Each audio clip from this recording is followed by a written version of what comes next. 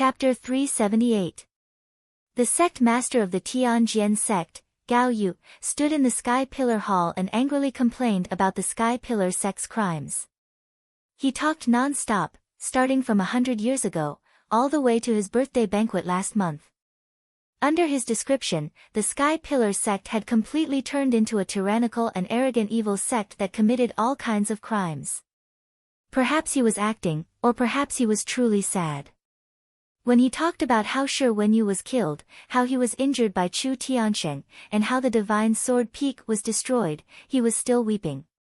His tragic tone and cries could really move anyone who heard it and shed tears upon seeing it. When the sect masters and elders in the hall saw Gao Yu's appearance, their expressions became very complicated and many thoughts appeared in their minds. Granny Shui Yu looked at him coldly and sneered in her heart, "Gao Yu, this shameless guy, he's really not afraid of losing face. In front of the sect masters and the emperor, he can actually act so miserably and realistically. It seems that he's already shameless in order to complain about the Sky Pillar sect." Sect Master Yan and Sect Master Qi also looked at Gao Yu with strange expressions. Their eyes were filled with contempt and disdain. This Gao Yu really doesn't care about his status and face. He's completely shameless. AI, this guy can really act. He actually inverted right and wrong to falsely accuse the Sky Pillar sect. I hope the emperor won't be deceived by him. On the right side of the hall, the Thousand Autumns sect master, the True Martial sect master, and the Wind Fire sect master snickered in their hearts and agreed with Gao Yu's actions. In the hearts of the three sect masters, all kinds of thoughts appeared. He, Chu Tiansheng must be stupid, right? He definitely didn't think that Gao Yu would directly complain in front of the emperor, right? Chu Tiansheng, with the emperor present, let's see how you explain this time. The emperor doesn't know the inside story and will definitely be deceived by Gao Yu in this situation. Even if it's to appease Gao Yu, he will definitely blame or severely punish the Sky Pillar sect. Chu Tiansheng's expression was naturally gloomy. His eyes were cold from the shameless Gao Yu and his hands were trembling. However, the emperor was sitting in the main seat and listening to Gao Yu's complaints expressionlessly. He couldn't rashly stand up to defend himself.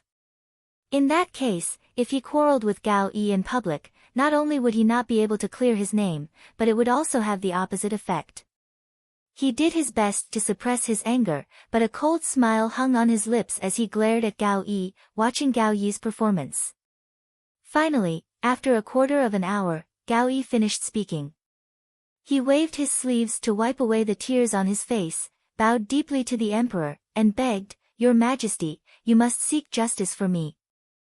The Thousand Autumns sect leader, the True Martial sect leader, and the Wind and Fire sect leader exchanged glances and hurriedly stood up to salute the emperor. They cupped their fists and said, "Your Majesty the Emperor, everything that sect leader Gao said just now is true. We are willing to testify for him." Tianzi had been silently listening to Gao Yi's words. There was no change in his expression on his handsome face. Seeing the three sect leaders step forward to testify for Gao Yi, an imperceptible light flashed in his eyes. He nodded lightly and said calmly, "Sect masters, please take your seats." Although sect leader Gao's experience makes one sigh, I am new here and am not clear about the grudges between the sects in the Tianjin region. This monarch cannot make any conclusions about this matter based on your one-sided statement. However, sect leader Gao, don't worry. I will investigate this matter as soon as possible and give you an answer. Tianzi's words and attitude were neutral. He wasn't deceived or influenced by Gao Yi at all. This made Gao Yi, the Thousand Autumns sect leader, and the others feel a little disappointed. However, they had already expected this result. They also guessed that Tianzi, as the number one genius of the human race, was a wise person and wouldn't easily believe the words of others. However, Gao Yi put on a pitiful expression and took the initiative to complain to Tianzi. No matter what, this would create a preconceived notion in Tianzi's mind. The Sky Pillar sect was strong and domineering, while the Tianjian sect was weak and pitiful, being bullied by the Sky Pillar sect. Thus, Gao Yi's goal was achieved. Immediately after, Tianzi turned to look at Chu Tiansheng and expressionlessly asked, Sect Master Chu, do you have anything to say about what Sect Master Gao just said? Chu Tiansheng immediately stood up and walked to the center of the hall. He said in a deep voice, reporting to Your Majesty, Tianzi, what Gao Yi said was nonsense.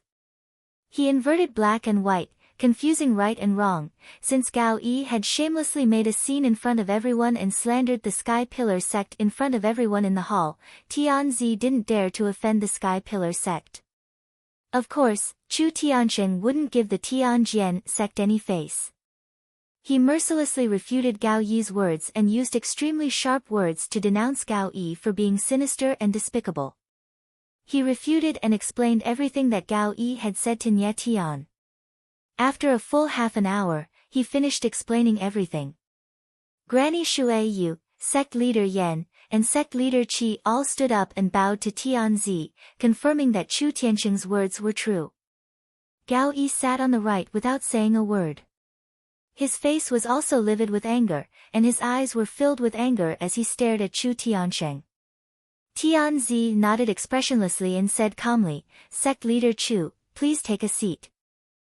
The two sect leaders have different opinions about the same thing. They both have their own grievances and difficulties.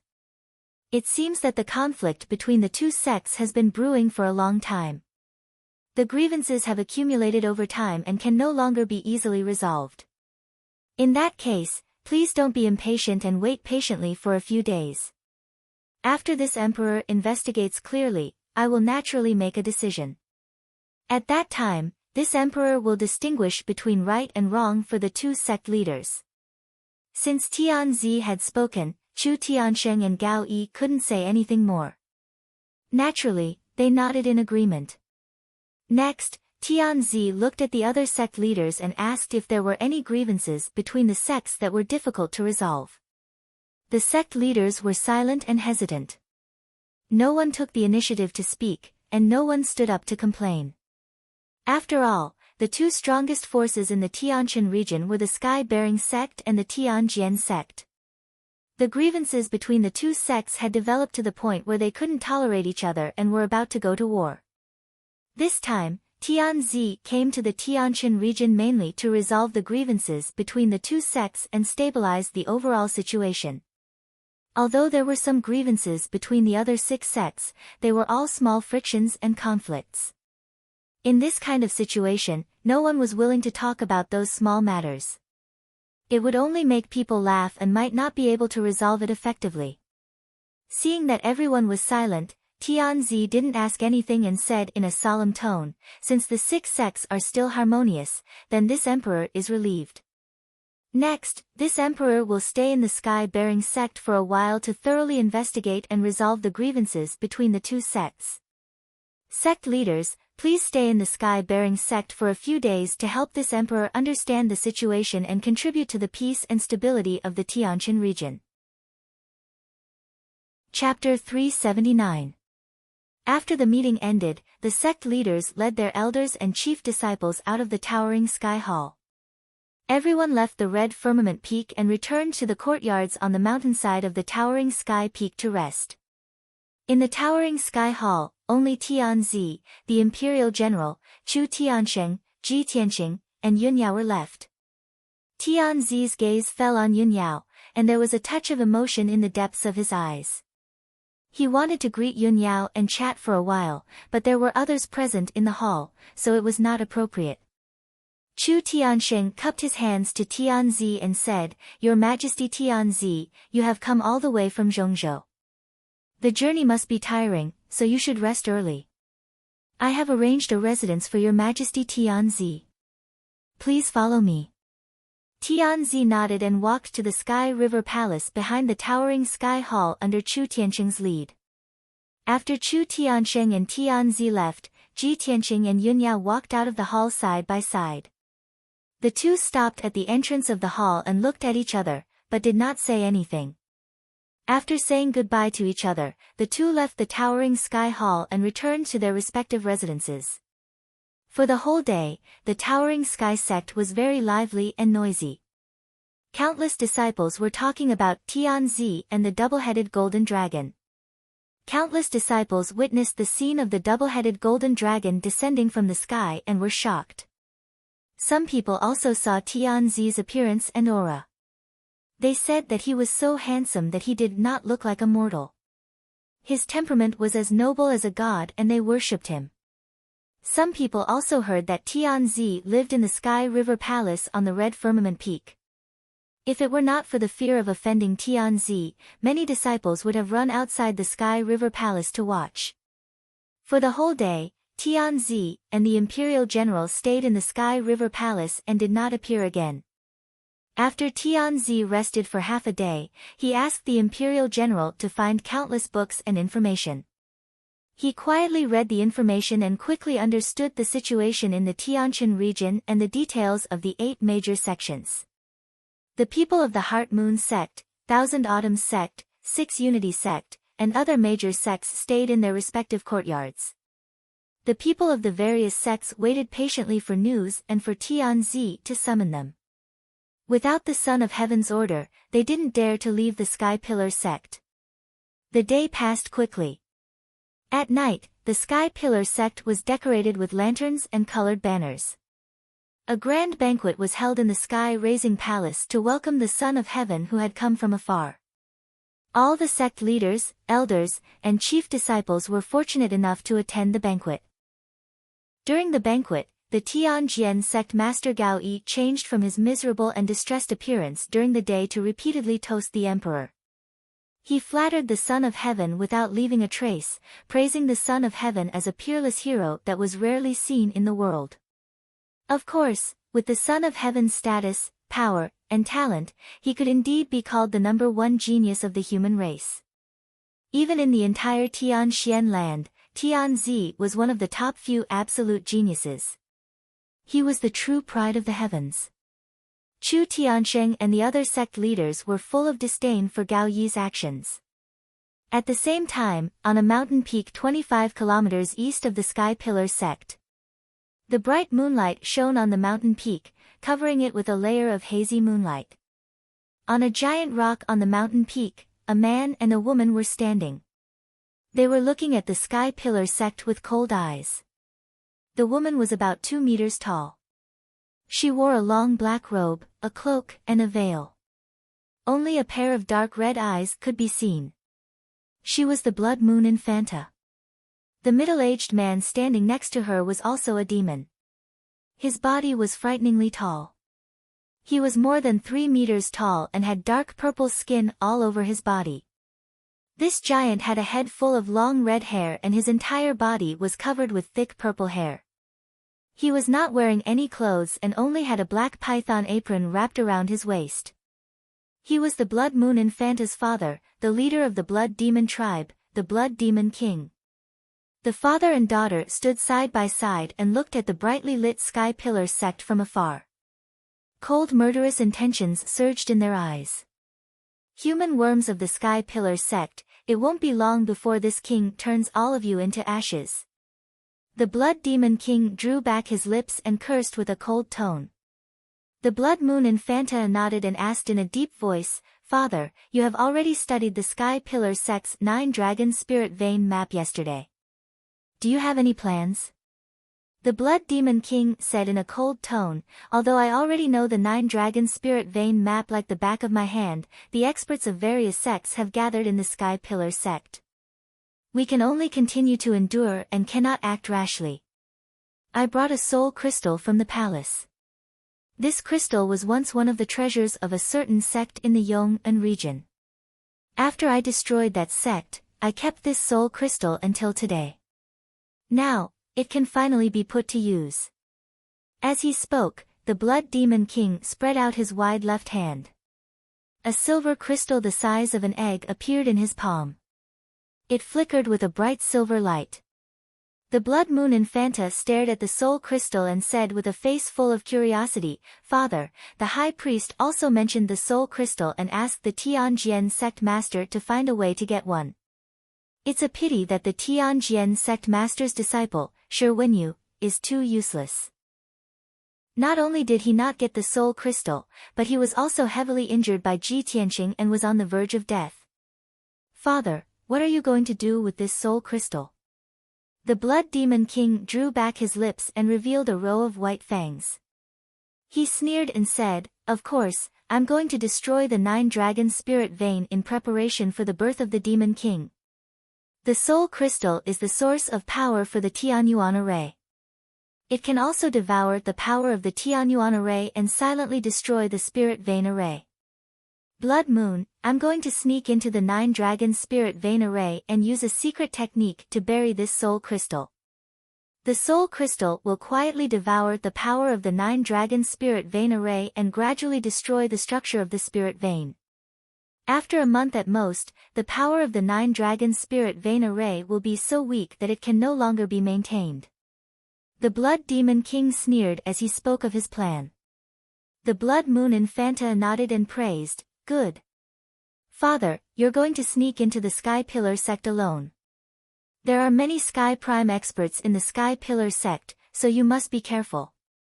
The Blood Demon King sneered in disdain, "There are only a few experts in the Sky Pillar sect that can match me. I also have the smoky umbrella, so how can I be discovered by them? What danger can there be? Blood Moon, you stay here and wait. I'll be back soon." After he finished speaking, he turned into a black mist and left the mountain peak, flying in the direction of the Sky Pillar sect. The Blood Moon Infanta stayed on the mountain peak and silently waited as she watched the black mist disappear into the night sky. After half an hour, the Blood Demon King arrived at the side of the Sky Pillar sect and arrived at the foot of the Jade Sword Peak. The invisible 9-dragon spirit vein array protected the entire Sky Pillar sect and also enveloped the Jade Sword Peak. The Blood Demon King took out the smoky umbrella and borrowed its power to quickly pass through the sect-protecting array. Chapter 380. The Blood Demon King was a Sky Origin Realm expert, and with the smoky umbrella in his hand, he was like a tiger that had grown wings. He shuttled through the pitch-black underground without making any sound or emitting any demonic power fluctuations. Unless a Sky Origin Realm expert approached him, no one would be able to detect his aura. Although there were many Sky Origin Realm experts in the Sky-Bearing sect, they were all attending the banquet in the Sky-Bearing Palace. No one would have thought that someone would take the opportunity to invade. 15 minutes later, the Blood Demon King dived into the depths of the underground and quietly used a demonic secret technique to place the Spirit Soul Crystal in the Spirit Vein Array. The Spirit Soul Crystal was hidden very well and had fused with the array's aura. It was impossible for anyone to discover it. After doing all this, the Blood Demon King sneered and silently left the underground. 30 minutes later, he returned to the mountain peak 50 miles away from the Sky-Bearing sect and appeared beside the Blood Moon Infanta. Seeing that he had returned safely, the Blood Moon Infanta hurriedly asked, "Father, did the plan go smoothly?" "Of course it went smoothly." The Blood Demon King sneered confidently. "I have already placed the Spirit Soul Crystal in the depths of the Spirit Vein Array. After 1 month, the power of the Spirit Vein Array will be exhausted. At that time, even if the people of the Sky-Bearing sect discover the abnormality, it will be too late to remedy it. We can take the opportunity to destroy the seal and rescue the Demon King." The Blood Moon Infanta's blood boiled and she clenched her fists in excitement. "Great! Father, we will succeed soon." "Yes." The Blood Demon King nodded and said, "However, it is still too early to be happy. I still need to make more preparations." He warned the Blood Moon Infanta in a low voice, "Blood Moon, for the next few days, stay nearby and secretly pay attention to the Sky-Bearing sect's movements. If there is any news from the Sky-Bearing sect, you must immediately send a message to me. In addition, you must also pay attention to hiding. Don't be discovered by the people of the Sky-Bearing sect." "I understand." The Blood Moon Infanta nodded solemnly and asked in confusion, "Father, what are you going to do? Aren't you coming with me?" The Blood Demon King grinned and said in a playful tone, "I haven't been to the ancient star realm for many years. Since I've returned, I must ensure that the plan goes smoothly. This king has an old friend in the ancient realm. It's time to go see her. Hearing this, Blood Moon Infanta vaguely understood something. She nodded and didn't ask any more questions. After that, the Blood Demon King left the smoky net umbrella to her, turned into a black mist, and flew away. She remained alone at the peak of the mountain, sitting on a millstone and silently watching the bright lights of the Sky Pillar sect. The noisy and bustling night with undercurrents finally came to an end. The next morning, when the sun had just risen, there was still a faint layer of morning mist between the peaks of the sky-bearing sect. The jade ripple lake behind the heaven-upholding peak was also shrouded in a thin layer of mist, making it even more beautiful and mysterious than before. The clear water rippled in the lake, and the willow trees swayed gently on the shore. Not far away from the spirit herb garden, there were still waves of fragrance from the plants. The scenery by the lake was really fresh and elegant. At this time, a young man and woman were taking a stroll on the bluestone path under the willow trees by the lake. The man was tall and handsome. He wore a brocade robe and a pair of gold-rimmed fire-walking boots. His long hair was tied up with a jade crown, making him look like an immortal. There was no doubt that he was the son of heaven, Long Yunxiao. The woman beside him was wearing a long white dress. She had an extremely beautiful appearance and a cold temperament. She was Yun Yao. Yesterday, Long Yunxiao had arrived at the sky-bearing sect for the first time. He had to accept the visits of the various sect masters, so he naturally had to dress up. He wore a golden robe and a crown. Today, he didn't plan to deal with sect matters. It was his private time, so he changed into casual clothes.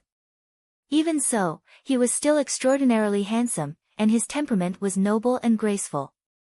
The two strolled along the path by the lake. Although they were walking side by side, they maintained a distance of 2 steps between each other. This distance was just right. It didn't appear to be close, but it wasn't too distant either. It was a normal distance between ordinary friends.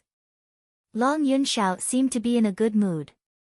He smiled and said in a gentle tone, "Yao Yao, I remember the first time I saw you was 9 years ago. That was at Uncle Yun's 100th birthday banquet. That night, you were wearing the water moon frozen star dress. Although you were still young, you were already a little beauty who suppressed the entire audience and stunned all the guests. I didn't expect that 9 years would pass in the blink of an eye. You've become a peerless beauty and the #1 genius of the Tianjin region. Time really flies." As Long Yunxiao spoke, his eyes revealed a look of reminiscence. A smile also appeared on his handsome face. Yun Yao was still as calm as usual. Her temperament was cold and she didn't have much of a reaction. "Son of heaven, you disturbed my sleep early in the morning and asked me to take a stroll by the lake. Are you trying to help me remember the past?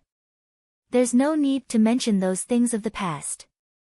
You should just get to the point." Long Yunxiao wasn't angry. Instead, a playful smile appeared on his face. "Yao Yao, I didn't expect that after staying in the Tianjin region for a few years, your personality would change a little. You're not as cold as before." He knew very well that Yun Yao's personality was even colder in the past. She wouldn't say so much to him. Yun Yao frowned slightly but didn't say anything. Long Yunxiao continued, "Yao Yao, I know that the reason why you left the Cloud Spirit Palace, left the Central State, and came to this remote Tianjin region was to avoid me. But now, the Emperor and Mother are going to choose a concubine for me. They've chosen the 3 most outstanding candidates from the 9 regions. Coincidentally, you're one of them. Yao Yao, don't you think that this is fate and our destiny? Even if you ran to this remote Tianjin region to avoid me, you still have to reunite with me in the end." After saying that, he looked at Yun Yao with a gentle gaze. His face was full of tenderness. Yun Yao glanced at him and said indifferently, "You should know that I don't believe in fate.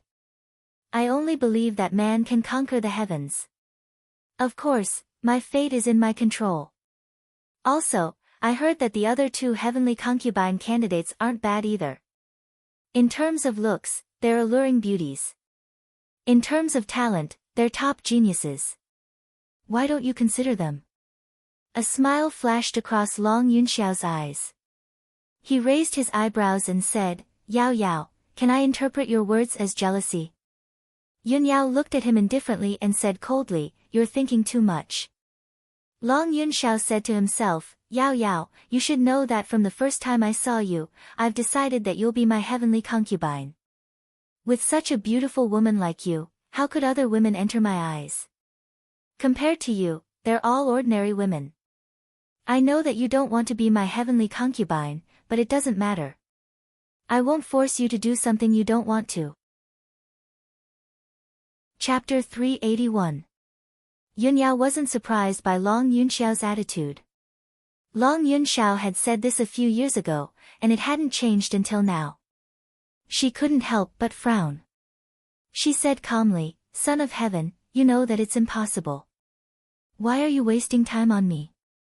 Long Yunxiao's voice was still gentle. With our talent and strength, we don't lack time. We can live for 300 to 500 years. I will always wait for you. Yun Yao glanced at him and didn't say anything else. Both of them were very firm. It was impossible to change each other's minds with just a few words. Since that was the case, Yun Yao didn't want to continue talking about this with him. She remained silent and strolled along the bluestone path by the lake. Her eyes were fixed on the misty lake. Long Yunxiao walked beside her and talked about some interesting past events.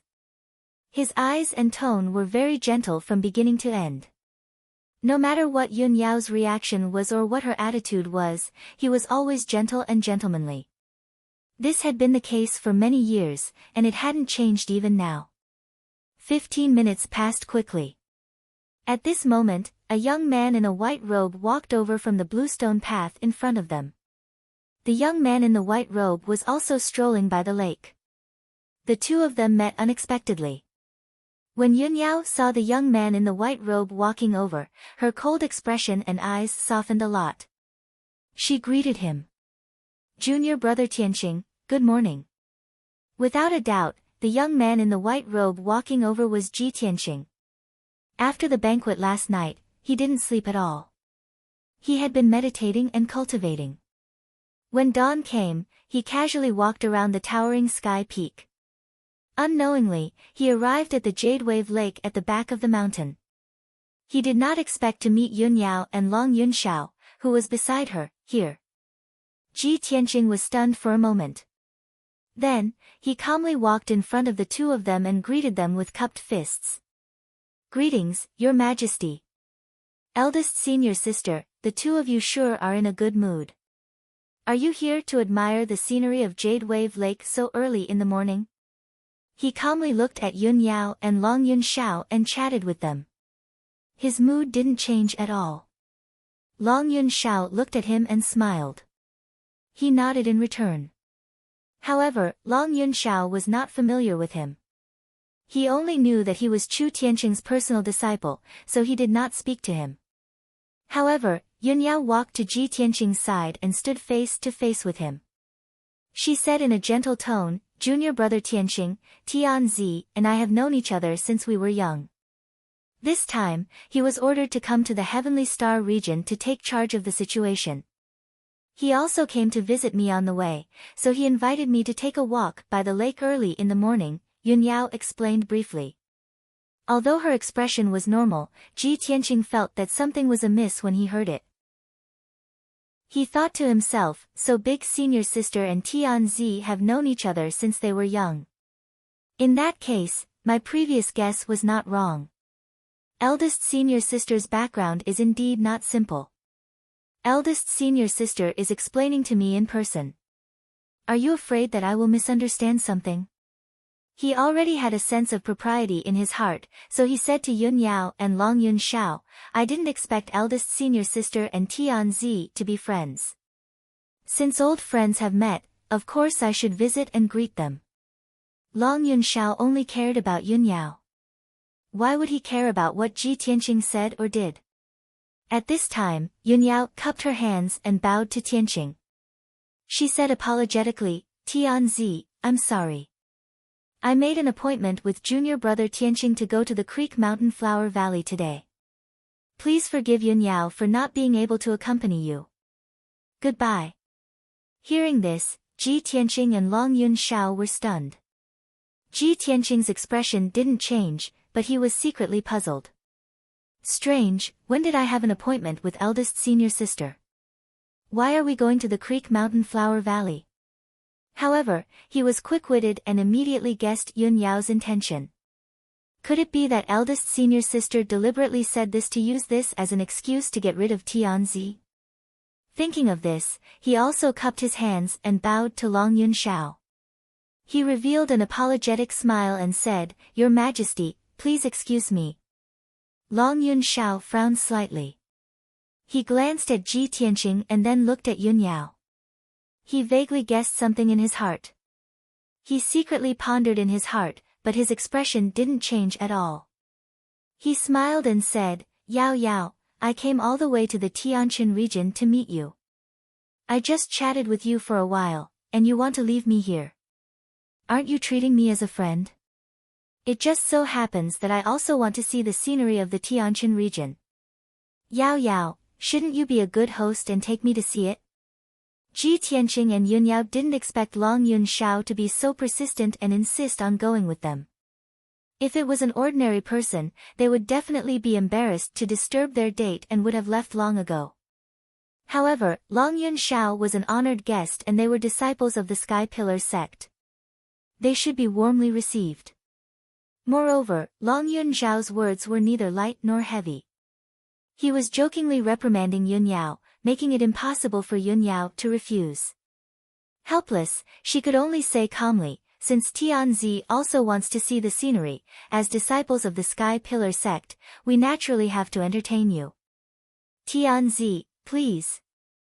Then, Yun Yao, Ji Tianqing, and Long Yun Shao left the Jade Lake together and walked towards the Creek Mountain in the depths of the Sky Pillar sect. The Creek Mountain was one of the 9 peaks of the Sky Pillar sect. It was located in the deepest part of the mountain range and the scenery was very beautiful. There was a valley in the Creek Mountain that was filled with 5-colored spirit flowers. The flowers didn't wither all year round and the scenery was beautiful and pleasant. Ever since Ji Tianqing entered the Sky Pillar sect, he had been busy cultivating and increasing his strength and had never been to the Creek Mountain. After the 3 of them left the Sky Pillar Peak, they quickly walked through the forest between the peaks and went straight to the Creek Mountain's Flower Valley. Yun Yao had a cold personality and Ji Tianqing had an introverted personality. The 2 of them weren't good at talking and socializing. Long Yun Shao was eloquent, but he hid his thoughts and didn't chat with Yun Yao and Ji Tianqing on the way. He silently observed Ji Tianqing and Yun Yao. From some clues, he could see that Yun Yao's attitude towards Ji Tianqing was both trusting and close. The 2 of them walked side by side and were only half a foot apart. They didn't feel strange at all. In Long Yun Zhao's eyes, this distance made them seem as intimate as a couple, making him feel a little gloomy. However, Long Yun Zhao understood Yun Yao's temperament very well. He had known Yun Yao for many years, but when had he ever seen Yun Yao take the initiative to get close to someone? With Yun Yao's taste, how could she fall for such an ordinary person? She's only doing this to deliberately avoid me. Thinking of this, Long Yun Zhao felt a lot more relieved. After an hour, the 3 of them were about to reach the foot of the Creek Mountain. At this time, Long Yun Zhao's spiritual sense inadvertently discovered that there was a white-browed old man in a yellow robe who seemed to have been following them 100 meters behind them. The white-browed old man was short and fat with a goatee on his chin. His strength had also reached the peak of the Origin Core stage. Chapter 382. Not long after, Ji Tianqing, Yun Yao, and Long Yun Shao climbed up Shi Mountain. This was a mountain peak that was more than 3,000 meters tall. There was a huge rain-making spiritual formation on the mountain peak. The formation kept condensing thick clouds, and drizzling rain continued to fall, converging into a clear lake on the mountain peak. The lake water flowed down from the mountain peak, forming several streams on the hillside, and flowed to the valley halfway up the mountain. The valley was full of 5-colored spiritual flowers, which emitted a fragrant fragrance, attracting many bees and butterflies to wander among the flowers. A few streams flowed down from the mountain peak and passed through the flower valley, adding a bit of poetry to the flower valley. The name Shi Mountain was also derived from this. Ji Tianqing, Yun Yao, and Long Yun Xiao strolled in the flower valley, admiring the spiritual flowers and mountains. Their moods became much more relaxed and happy. Long Yun Xiao could see that Yun Yao and Ji Tianqing were close, and there seemed to be signs of affection. However, he didn't take Ji Tianqing seriously, nor did he show the slightest dissatisfaction. He acted as if he didn't notice it at all. As usual, he chatted with Yun Yao and reminisced about the past. His words and actions were full of the majesty and bearing of an emperor. However, Yun Yao didn't have much interest in the topics he talked about. She had been silent the whole time. She was only closer to Ji Tianqing. Occasionally, she would chat with Ji Tianqing. Her tone and expression were also very gentle. In a bush at the edge of the flower valley, an old man in a yellow robe was hiding in the bushes, observing the movements of Ji Tianqing and Yun Yao from afar. This person had a short stature and a big belly, but he had to act like an immortal. Without a doubt, he was the trusted aide of the Tianjian sect master, Gao Yi, guest elder Huangfu. At this time, guest elder Huangfu was curled up in the bushes, peeping at Ji Tianqing and the others from afar. There was a playful sneer in his eyes. Hee, the sect master asked me to secretly move around the Sky Pillar sect and see if I can find any clues. I didn't expect that I would find such shocking news today. The Honorable Emperor not only knows Yun Yao, but he also has deep feelings for Yun Yao. Unfortunately, Yun Yao and Ji Tianqing secretly have feelings for each other. They seem to be close. How interesting. Guest elder Huangfu sneered in his heart. After peeping for a while, he quietly turned around and left. After leaving Creek Mountain, he hurriedly rushed back to Heaven Pillar Peak and entered a courtyard house with a cold environment. This residence was called the Guest Courtyard. It was a residence that the Sky Pillar sect used to receive guests. The Sky Pillar sect had arranged for the Heavenly Sword sect master Gao Yi and guest elder Huangfu to stay in this courtyard. After entering the courtyard, guest elder Huangfu carefully observed his surroundings and made sure that nobody was following him before he quietly entered the secret chamber. The secret room was dimly lit and empty. Apart from the 2 jade futons, there was nothing else in the room. Gao Yi was sitting cross-legged on a futon, meditating and cultivating with his eyes closed. After guest elder Huangfu entered the secret chamber, he quickly closed the stone door and cast a soundproofing array formation. Gao Yi was awakened by him and opened his eyes. He raised his eyebrows and asked, "Guest elder Huangfu, you seem to be in a hurry. What happened?" Guest elder Huangfu cupped his hands and said with a smile, "Sect master, you asked this subordinate to secretly move around in the Sky Pillar sect." This subordinate obeyed and quietly watched Ji Tianqing and Yun Yao. Just now, this subordinate discovered a rather shocking matter. This is definitely the best news for us. Hearing this, Gao Yi's interest was immediately piqued. His eyes lit up. "Tell me, what is the good news?" Guest elder Huangfu lowered his voice and reported truthfully, "Just now, this subordinate saw Ji Tianqing, Yun Yao, and Tianzi. The 3 of them were actually together and even went to the Creek Mountain Flower Valley to enjoy the scenery. This subordinate followed them all the way to the Creek Mountain Flower Valley. After observing for a long time, I found out that Tianzi and Yun Yao had known each other for a long time. Moreover, Tianzi is very devoted to Yun Yao. However, Yun Yao's attitude towards Tianzi seems to be a little cold, but she is closer to Ji Tianqing." Hearing this, Gao Yi raised his eyebrows and a smile appeared on his face.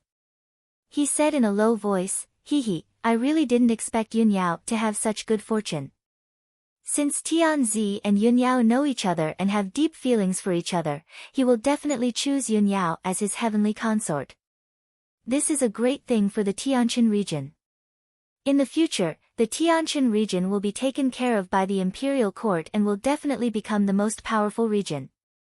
We will also be able to obtain great benefits from this. However, that little bastard Ji Tianqing is too much of a hindrance. He is sandwiched in the middle to prevent Yun Yao and Tianzi from contacting each other. I'm afraid he will ruin this matter. Guest Elder Huangfu, we have to think of a way to restrain Ji Tianqing and make him keep a distance from Yun Yao. This way, Tianzi will have a chance to get close to Yun Yao. Guest Elder Huangfu frowned and thought for a moment. However, he shook his head and said, Sect Master, this subordinate feels that this matter is inappropriate. If Yun Yao becomes the heavenly consort, it will do us more harm than good. After all, Yun Yao is the chief disciple of the Sky Pillar sect. If she really becomes the heavenly consort, the Sky Pillar sect will have a backer and will definitely be taken care of by the imperial court. At that time, the Sky Pillar sect will be like a tiger that has grown wings, and its power will be even stronger. Not only will we not be able to deal with the Sky Pillar sect, but we will definitely be suppressed by them even more miserably. Gao Yi's brows immediately knitted together, and a gloomy cold light flashed in his eyes. After thinking for a moment, he nodded in agreement and said, That's right. If Yun Yao really becomes the heavenly consort, it will definitely destroy our plan and make the Sky Pillar sect even more powerful. We can't provoke them. Guest Elder Huangfu frowned and thought for a moment before saying, Sect Master, this subordinate feels that we might as well put the matter of the heavenly consort aside and ignore it. At present, what we should consider more is how to use external forces to deal with the Sky Pillar sect. This subordinate believes that Tianzi's position is high and noble, and he is the most powerful external force. If we can cause conflict between the Sky Pillar sect and Tianzi and make Tianzi dissatisfied with the Sky Pillar sect, then the Sky Pillar sect will be in danger. This is the best situation for us. Make Tianzi dissatisfied with the Sky Pillar sect. Gao Yi revealed a puzzled expression and asked, Guest Elder Huangfu, what do you think? Guest Elder Huangfu already had an idea. He revealed an unfathomable smile and said, the person Tianzi cares about is Yun Yao, and Yun Yao's attitude towards him is cold, but she is close to Ji Tianqing. Since that's the case, then we can do the opposite and prevent Yun Yao from becoming the heavenly consort. At this point, Gao Yi suddenly came to a realization, and a cold smile appeared on his face. This king understands. Since Tianzi cares about Yun Yao, then we will think of a way to matchmake Ji Tianqing and Yun Yao together and let Ji Tianqing get Yun Yao. If Tianzi's heavenly consort is snatched away, he will definitely hate Ji Tianqing to the bone and vent his anger on the Sky Pillar sect. Chapter 383. Ji Tianqing, Yun Yao, and Long Yun Shao played in the valley for half a day before leaving. After leaving the valley, the three of them went to several other mountain peaks to enjoy the scenery of the Sky Pillar sect. During this period, Yun Yao deliberately ignored Long Yun Shao and walked side by side with Ji Tianqing. Their conversation and behavior were relatively close. Even those who didn't know could see that Ji Tianqing and Yun Yao were a couple, and Long Yun Shao was the awkward third party. However, Long Yun Shao didn't feel awkward at all. His expression was normal from beginning to end, and he even praised the scenery of the Sky Pillar sect. After the sun set, the three of them ended their tour and returned to their respective residences to rest. After Yun Yao returned to the White Cloud Hall, she sat cross-legged on the bed and meditated. In the past few days, the emperor and the sect leaders of the various sects were in the Sky Pillar sect. As the chief disciple, she had to appear every day to deal with some matters. Therefore, she couldn't enter the secret room to cultivate in seclusion. She could only meditate and cultivate. Unknowingly, for hours passed and it was late at night. The entire Scarlet Firmament Peak was quiet and shrouded in the hazy moonlight, looking quiet and serene. Yun Yao ended her cultivation and opened her eyes. Today is the middle of the month. It's time to go to the Spirit Moon Hot Spring to cultivate. She muttered in a low voice, got up, left the room, and walked towards the backyard of the White Cloud Hall. There was a 10-meter square stone room in the backyard. It was set up with a special mysterious array and built into the spirit moon hot spring. This stone room was connected to Yun Yao's bedroom and the secret room for cultivation. It only had 3 walls. There was no wall in front of it, nor was there a door. There was only a carved jade screen that separated the hot spring from the passage. Yun Yao walked behind the screen and took off her phoenix-patterned boots, revealing a pair of fair and sparkling jade feet. Then, she walked towards the hot spring. This hot spring was 10 meters square. The water in the hot spring was boiling and contained a rich silver-white brilliance. Dense spiritual energy rose from it. There were many moon-white gems embedded at the bottom and the edges of the pool. They emitted a sparkling white light and illuminated the hot spring. This spirit moon hot spring was specially set up by Yun Yao and expended a lot of materials to create it. She had the bloodline of the heavenly spirit sacred body, so her physique was different from ordinary people. Her cultivation attribute was also somewhat special. Ever since she was 6 years old, she would soak in the spirit moon hot spring for a night every month. While cleansing her body and mind, she also had to cultivate and strengthen her bloodline power.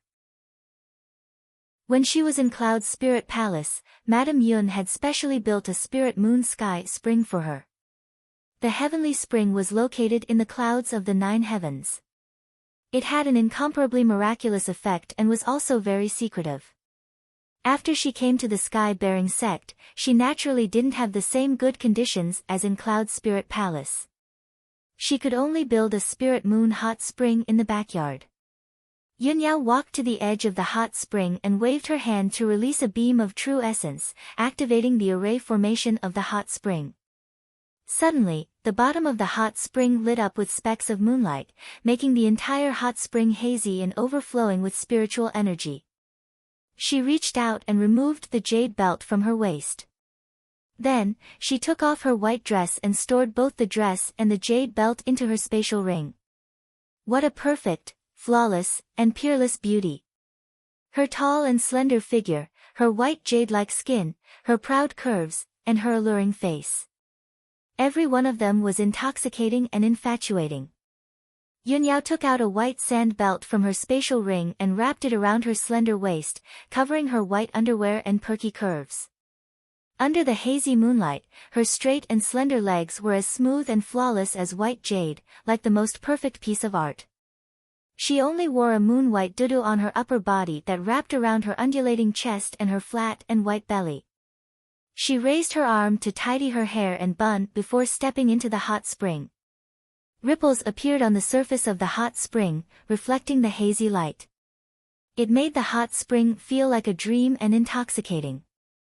Yun Yao walked into the hot spring and sat down cross-legged.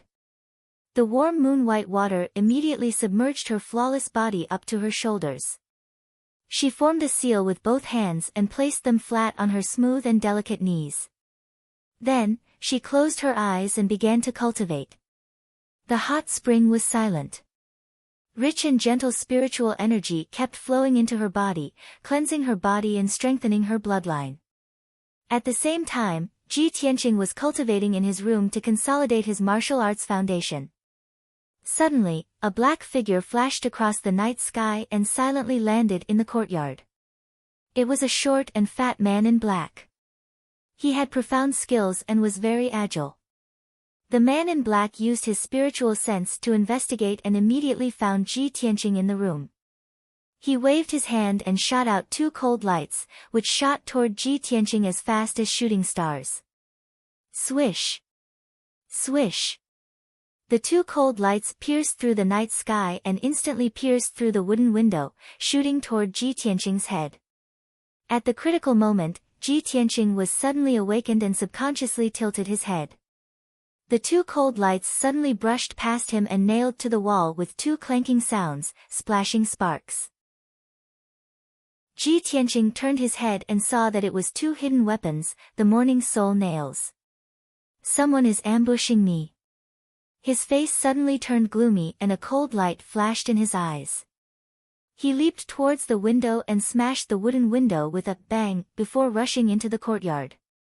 The man in black saw him appear and turned around to escape without hesitation. His figure flashed and jumped over the courtyard wall and out of the courtyard. Ji Tianqing also jumped over the courtyard wall without hesitation and chased after the man in black. Humph. Now that the emperor and the sect masters are living in our sect, I want to see who is so bold to launch a sneak attack at this time. He snorted coldly in his heart and his eyes surged with a biting cold murderous intent. He used his shadowless steps with all his strength and followed the man in black. He passed through the dark night and ran down the mountain. No matter what, he had to catch that black-clothed man and see who had the guts to do such a thing. A quarter of an hour passed quickly. Ji Tianqing chased with all his strength, but he could not catch up with the man in black.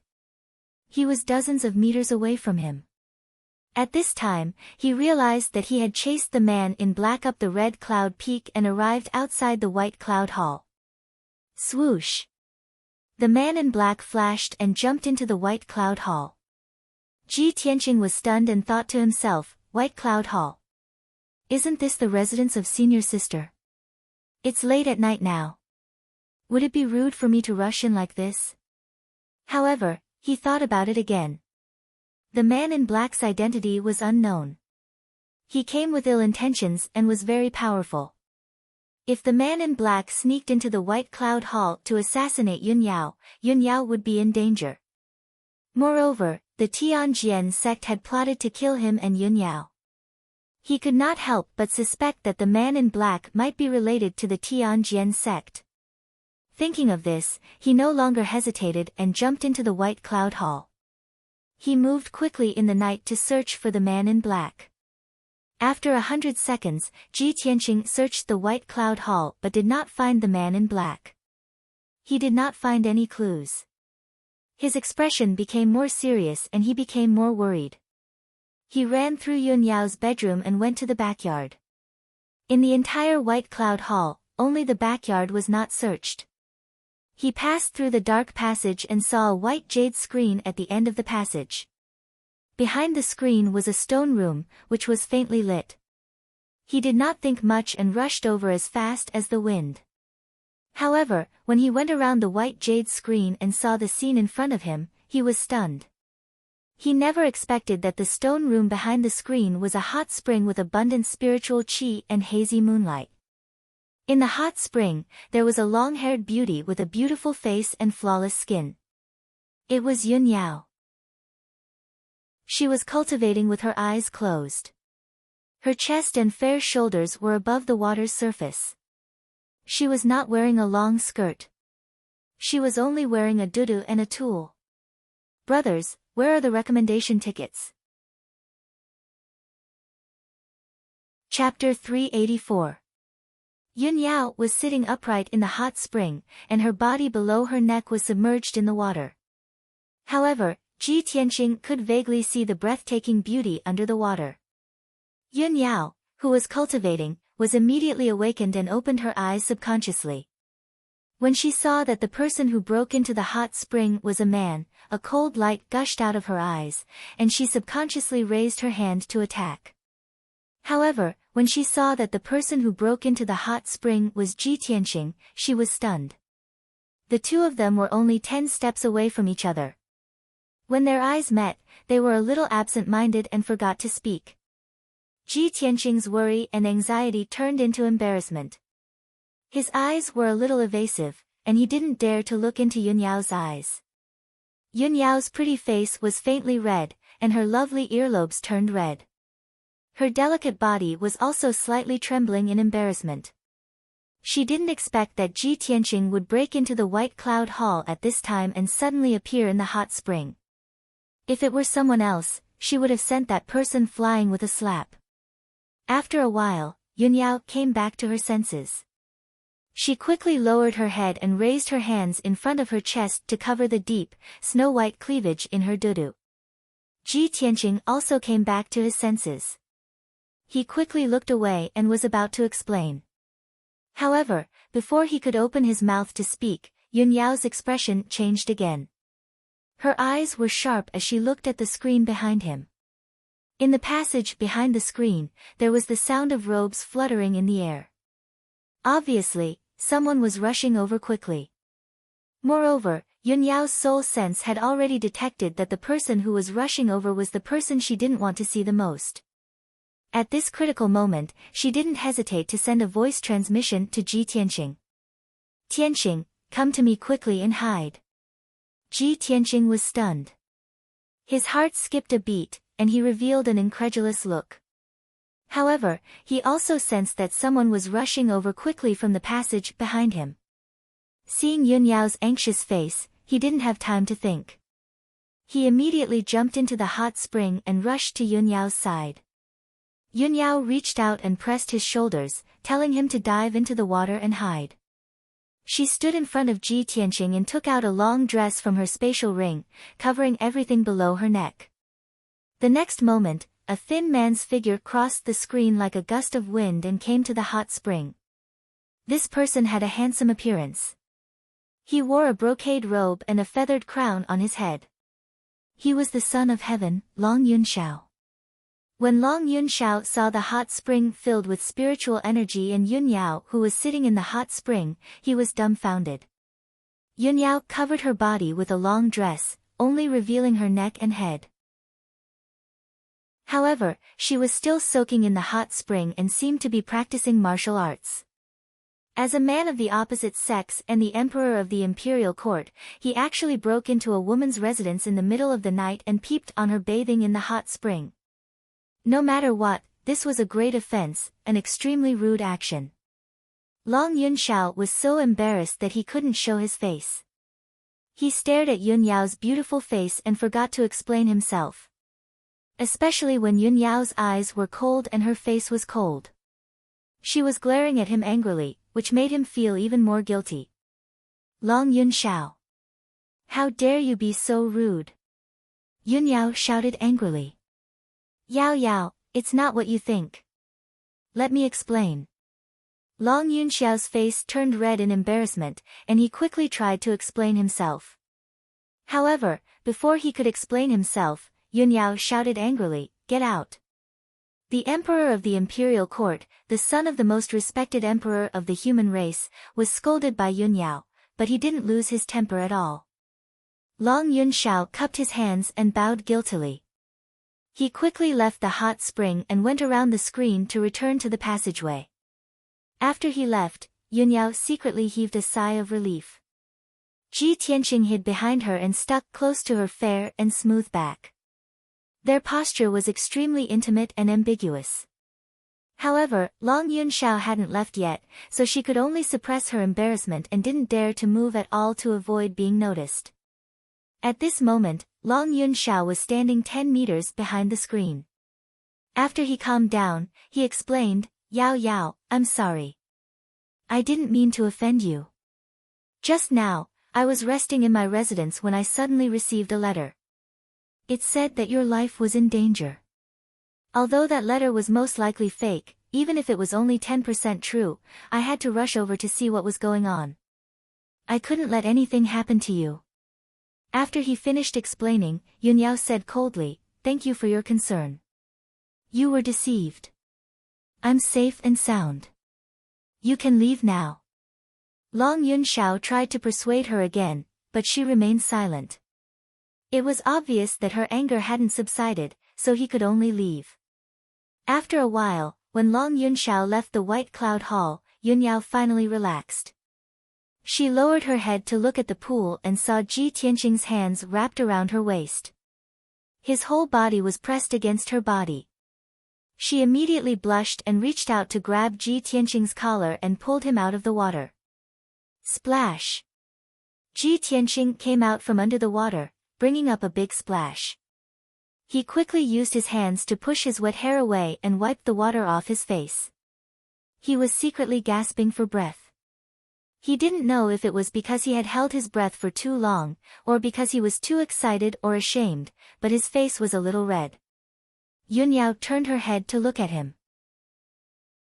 She suppressed her embarrassment and pretended to be angry as she asked, Tianqing, why didn't you stay in the Tianqing courtyard? Why did you break into the White Cloud Hall in the middle of the night? Ji Tianqing gazed at her and quickly explained, eldest senior sister, I was cultivating in my room when I was suddenly attacked by a man in black.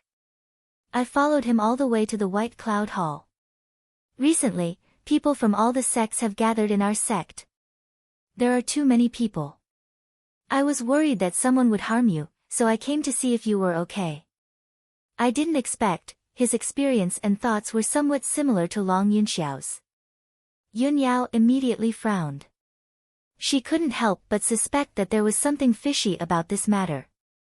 Ji Tianqing looked at her with gentle eyes. His mind was filled with complicated thoughts.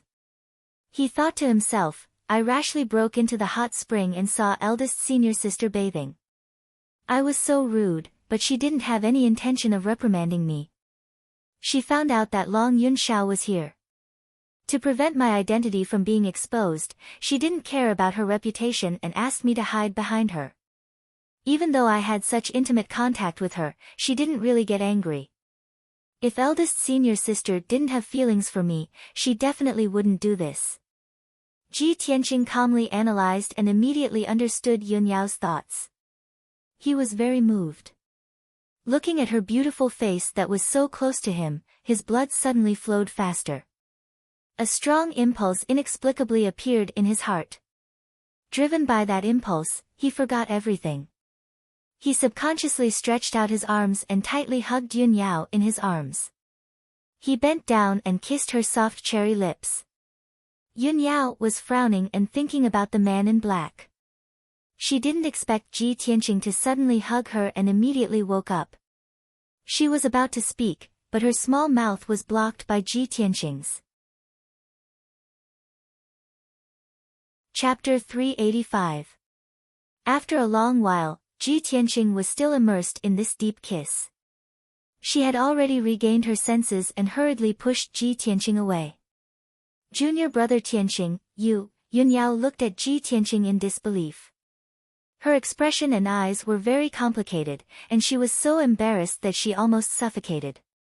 Ji Tianqing gazed into her eyes with a gentle gaze. He mustered up his courage and said solemnly, eldest senior sister, however, before he could say the words that had been buried in his heart for a long time, Yunyao reached out and pressed her hand on his lips, interrupting him. Junior brother Tianqing, you should go back. After saying that, she jumped out of the hot spring and landed lightly beside the hot spring. When she was in mid-air, she had already wrapped her long dress around her body and covered her flawless jade body. Swoosh! Her figure flashed past the screen, entered the passage, and immediately hid in the secret cultivation room. Ji Tianqing was still standing in the hot spring. He smiled happily as he watched Yunyao's fairy-like figure leave. Eldest senior sister, really has me in her heart. He secretly clenched his fists. The excitement and agitation in his heart made his blood boil. After a while, he jumped out of the hot spring and used his true essence to dry his robes. He took advantage of the night to leave White Cloud Hall. When he returned to Tianqing's courtyard, he was still sitting on the bed in a daze, recalling the scene in the hot spring. At this time, his heart was in a mess. His mind was full of Yunyao's beautiful figure, and he couldn't cultivate at all. After thinking for a while, he couldn't help but purse his lips and recall the taste of that deep kiss. After Long Yunxiao returned to his residence, he also sat at the desk by the window. He stared at the night sky outside the window and fell into deep thought. His face was a little gloomy, his brows were tightly knitted, and his eyes were very cold. Previously, he had rashly barged into the hot spring and was reprimanded by Yunyao. The situation at that time was special and completely out of his expectations. He didn't notice any clues. Now that he had calmed down and carefully recalled the scene at that time, he felt that it was a little strange. He knew Yunyao very well. He knew Yunyao's temperament very well. Yunyao's behavior and reaction at that time seemed a little strange to him. She seemed to want to hide something, so she was eager to chase him away. Not only that, but he also sensed the aura of another person in the backyard. Thinking up to this point, Long Yunxiao's heart grew heavier and heavier. He muttered in a low voice, Yao Yao, who exactly are you trying to protect? At this time, a general in golden armor walked into the room quickly. He cupped his hands and reported, Emperor, I followed your orders and observed from outside the White Cloud Hall. Sure enough, I found something. Long Yunxiao collected his thoughts and raised his head to look at the Imperial Forest General. He asked in a deep voice, General Li, what did you discover? General Li answered truthfully, Emperor, not long after you left, I saw a young man in a white robe come out of the White Cloud Hall and leave quietly. That young man in a white robe is sect leader Chu's personal disciple, Ji Tianqing. Ji Tianqing. It's really him. Long Yunxiao frowned, and a cold light flashed in his eyes. Today, he, Yun Yao, and Ji Tianqing were traveling together. Yun Yao and Ji Tianqing appeared to be very close. Originally, he thought that Yun Yao would definitely look down on an ordinary person like Ji Tianqing. She was just pretending to be close to Ji Tianqing. She was deliberately putting on an act for him to see so that he would retreat. But now, it seemed that things were a little beyond his expectations. Yun Yao and Ji Tianqing were deliberately getting close to each other. He was afraid that it wasn't as simple as acting. Thinking up to this point, Long Yunxiao's expression became more and more solemn, and many complicated thoughts surged in his mind. General Li didn't leave and continued to report, Emperor, I met a person on my way back. That person was wearing the gray linen clothes of a servant disciple, but he claimed to be an elite disciple of the Sky Pillar sect. He also said that he had urgent news to report to you. Hearing this, Long Yunxiao frowned slightly. After thinking for a while, he nodded and said, bring him in. Yes, Emperor. General Li cupped his hands and accepted the order, then turned and left. Then, he brought a young man in linen clothes into the room. This person had a handsome face and a feminine temperament. His face was sickly pale. It was Bai Wuchen. He quickly walked into the room and bowed respectfully to Long Yunxiao. Disciple of the Sky Pillar sect, Bai Wuchen, pays his respects to the benevolent Holy Emperor. Reporting to Your Highness, Emperor, this disciple has very important news that I must report to you in person. Long Yunxiao looked at him indifferently, his eyes carrying a sense of scrutiny. Bai Wuchen, since you're an elite disciple, why did you become a servant? At the mention of this matter, Bai Wuchen's face was filled with grief and indignation. He said in a gloomy tone, Emperor, all of this is because of Ji Tianqing. This person is sinister and cunning. On the surface, he looks steady and kind, but in reality, he's a scheming person who seeks revenge for the smallest grievance. Long Yunxiao furrowed his brows when he saw Bai Wuchen cursing Ji Tianqing viciously. His tone was indifferent as he said, so, your so-called urgent news has something to do with Ji Tianqing? Of course. Bai Wuchen nodded heavily. He peeked at Long Yunxiao's reaction and probed, also, it has something to do with eldest senior sister Yun Yao. Long Yunxiao looked at him expressionlessly and said in a deep voice, go on. Bai Wuchen was secretly delighted and quickly added fuel to the fire. Your Highness, Ji Tianqing was originally the young master of a small family in a declining country. Because of eldest senior sister's benevolence, she accidentally saved his life. Ji Tianqing used this opportunity to get close to eldest senior sister. Under her care, he became a disciple of our sect. Ever since he entered our sect, Ji Tianqing relied on his friendship with eldest senior sister to bully the other disciples. He's very arrogant and overbearing. Moreover, Ji Tianqing has been pestering eldest senior sister with ulterior motives.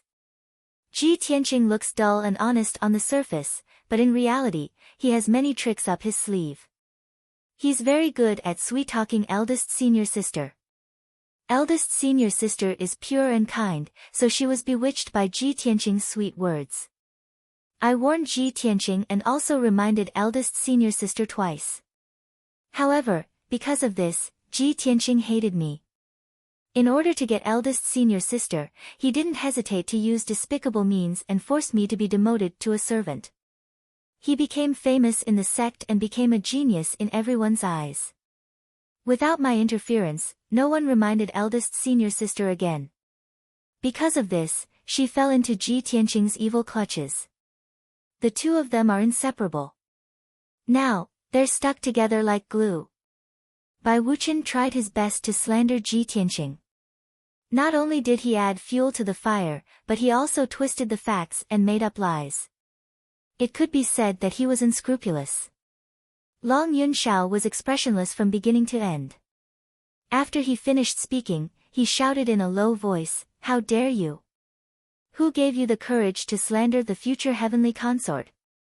As a disciple of the Sky Pillar sect, instead of working hard, you slander your fellow disciples behind their backs. This kind of despicable behavior is unbearable." Chapter 386. From now on, you'll just be a servant disciple. Bai Wuqian was stunned when he heard Long Yunxiao's angry roar. He thought that when he reported the news to the emperor about the relationship between Ji Tianqing and Yun Yao, the emperor would be furious. As the honorable emperor of imperial court, it was humiliating to have his future heavenly concubine taken away by another man. Under normal circumstances, the emperor would definitely take back Yun Yao for the sake of his reputation. He would use forceful methods to punish Ji Tianqing, and he might even eliminate Ji Tianqing. This was exactly what he wanted. After he was demoted to a servant disciple, he became the laughingstock of Sky Pillar faction. His reputation was ruined. The unparalleled humiliation and hatred had already caused his mind to become somewhat twisted. Even if he could not get Yun Yao, he would never let Ji Tianqing have her. However, he did not expect that the emperor would not be angry. Instead, he scolded him. The emperor's words were like an imperial edict to Sky Pillar faction. If the emperor said that he would be a servant disciple for the rest of his life, he could only be a servant disciple for the rest of his life. From this moment on, the rest of Bai Wuqian's life was completely ruined. He was stunned. He looked at the emperor in disbelief. He was so ashamed that he almost vomited blood. No matter how he thought about it, he couldn't understand. When the emperor heard that Yun Yao and Ji Tianqing were in love with each other, wouldn't he fly into a rage? While Bai Wuqian was still in a daze, Long Yunxiao's expression was indifferent. He shouted in a cold voice, "What are you still standing here for? Get out!" Bai Wuqian came back to his senses and said in fear, "Please calm down, Emperor. Everything I said just now is true, there is no falsehood. Emperor, I was persecuted by Ji Tianqing." Before Bai Wuqian could finish, Long Yunxiao glanced at General Li. General Li immediately understood. He grabbed Bai Wuqian by the collar and dragged him out of the room. Bai Wuqian struggled hard but could not break free from General Li's grip. His body was thin and weak. In front of the tall and burly General Li, he was like a little chick. No matter how hard he struggled, it was useless. General Li carried him out of the room, passed through the courtyard, and threw him outside the palace gate with a bang. Bai Wuqian's face was covered in dust from the fall. He was humiliated to the extreme. Fortunately, it was late at night and no one saw his sorry state. He struggled to get up from the ground, brushed off the dust on his body, and looked at the palace gate with a ferocious expression, his eyes surging with rage. He clenched his fists so tightly that creaking sounds could be heard. He gnashed his teeth in anger. The hatred and resentment in his heart could not be washed away even with all the water in the world. Damn bastard! What bullshit, Emperor, you deserve to have your sweetheart snatched away. He roared in his heart and cursed hysterically, "I was kind enough to report the news to you. Not only did you not thank me, you even demoted me to a servant forever and ruined my life. Bastard! Ji Tianqing is a beast, and so are you. All of you will die a horrible death." Bai Wuqian stood outside the gate of the Milky Way Palace. After a long time, he left with an ashen face. On the other side, General Li had already returned to Long Yunxiao's room. Long Yunxiao was deep in thought, expressionless. General Li cupped his hands and said, "Emperor," based on Bai Wuqian's reaction, he didn't seem to be lying. Why did you punish him like this? Long Yunxiao furrowed his brows as his lips curled into a disdainful sneer. Of course I know that Bai Wuchen is right. Yun Yao and Ji Tianqing are indeed a little too close. However, I have my own plans. How can I allow a treacherous villain like Bai Wuchen to tell me what to do? He inverted right and wrong in front of me and slandered Ji Tianqing. It's all because he hates Ji Tianqing but can't avenge him. So, he wants to use me to deal with Ji Tianqing. Ha, such a treacherous villain. He thinks he's smart and wants to use me. What a joke. After hearing his words, General Li was suddenly enlightened. He was immediately convinced and said, Your Majesty is indeed wise. The dirty thoughts of those ordinary people can't escape your eyes at all. Long Yunxiao waved his hand expressionlessly. Let's not talk about this person. Let's get down to business. General Li cupped his hands and asked seriously, Emperor, how do you plan to resolve the grudge between the Tianjian sect and the Sky Pillar sect? Long Yunxiao said unhurriedly, previously, Sect Master Chu of the Sky Pillar sect had already secretly reported the detailed reasons to me. Sect leader Chu suspects that the remnants of the demon clan have infiltrated the Tianjian sect and bewitched the Tianjian sect leader to stir up the conflict and hatred between the two sections. General Li nodded in agreement. With a grave expression, he said, just as the imperial tutor warned, the demon qi in the Tianjin region is surging. There must be remnants of the demon clan causing trouble. That's right. Long Yunxiao nodded slightly and said in a serious tone, I have been ordered to take charge of the situation in the Tianjin region. My main goal is to eradicate the remnants of the demon clan in the Tianjin region. As long as the remnants of the demon clan are eliminated, the grudge between the Tianjian sect and the Sky Pillar sect will be resolved. General Li thought for a moment and asked, Emperor, what should we do next? Investigate the movements of the demon clan first. Long Yunxiao nodded and ordered in a dignified voice, General Li, take out the heavenly dragon plate now and deduce the aura of the demon clan. I want to see how many remnants of the demon clan are hiding in the star ancient realm. How dare they be so rampant in the territory of the human clan? This general obeys. General Li cupped his hands and accepted the order. He quickly took out a square golden disc array from his space ring. The golden disc array was made of an unknown material. It was dark gold in color, and there were divine dragons engraved on its frame, as well as many array patterns and patterns. General Li used a secret technique and poured his majestic true yuan into the heavenly dragon plate. The entire disc array rapidly expanded into a huge disc array that was 5 meters long and 5 meters wide. The disc array was pitch black and empty. However, when General Li formed a seal with both hands and used a secret technique, the disc array lit up with a dark gold brilliance and condensed into a light screen. Countless patterns and lines appeared on the light screen, outlining numerous mountain peaks, mountain ranges, rivers, as well as vast and boundless forests and grasslands. After a short few minutes, a complete image appeared on the light screen.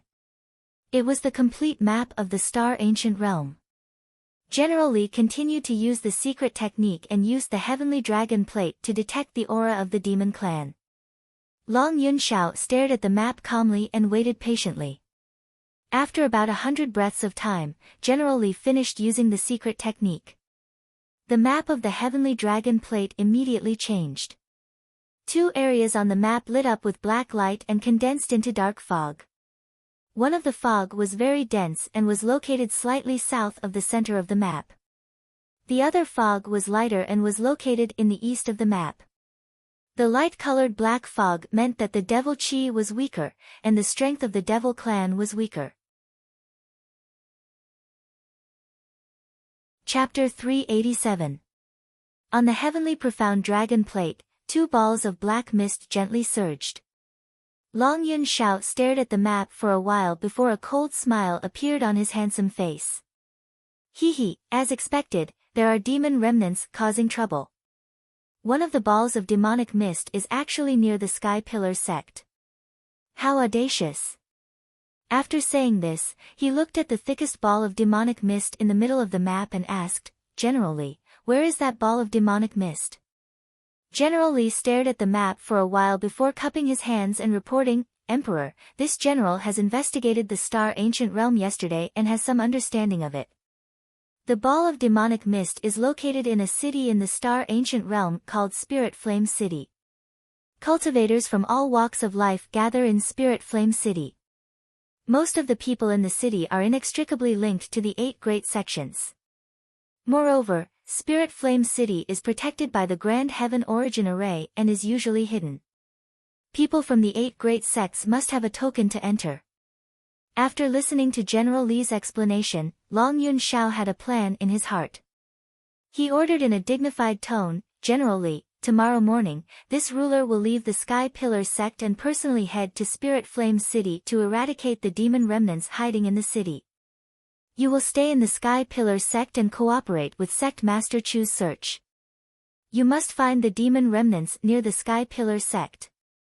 General Li's expression immediately changed as he quickly cupped his hands and said, "Emperor, you must not do this.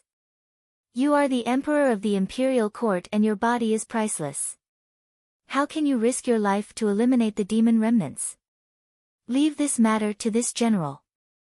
You can stay in the Sky Pillar sect and command." Before leaving the Imperial Court of the Central State, the Imperial Tutor had solemnly instructed him to protect the Emperor's safety no matter what. Now that the Emperor was going to Spirit Flame City to personally eliminate the demon remnants, how could he not be worried?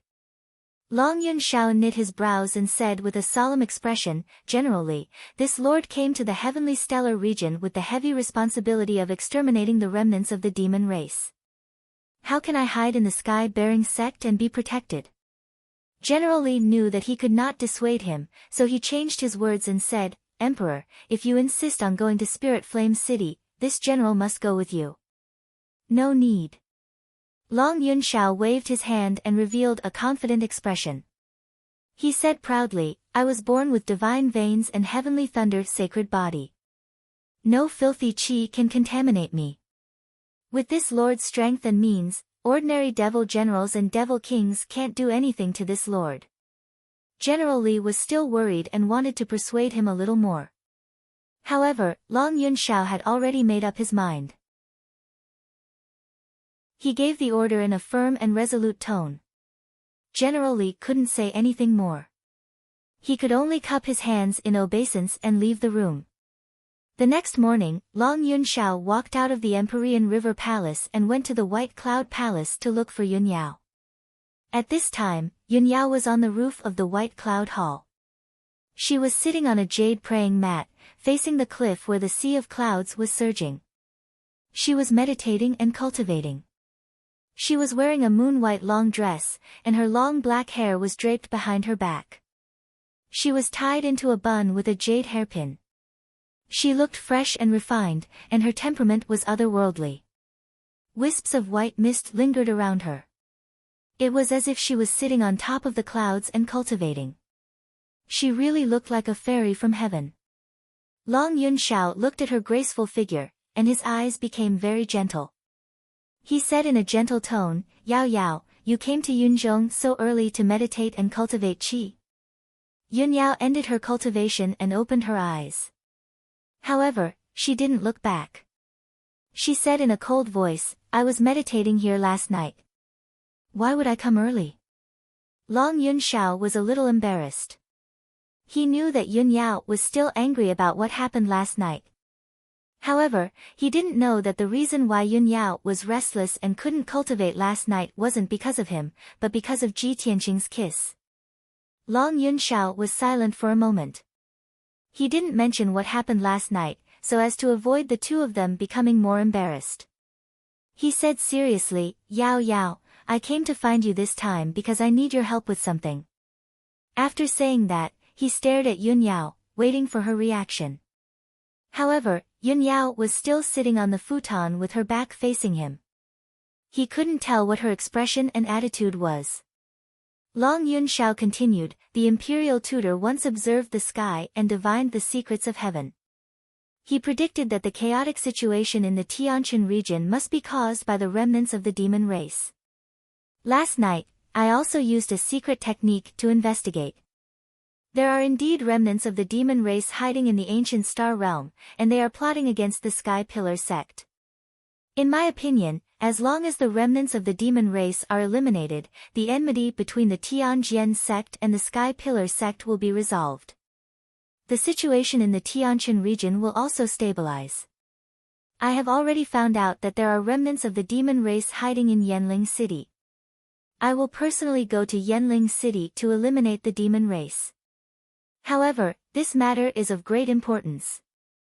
I need your guidance and assistance. After he finished speaking, Yunyao finally reacted. She stood up and turned to look at Long Yunxiao.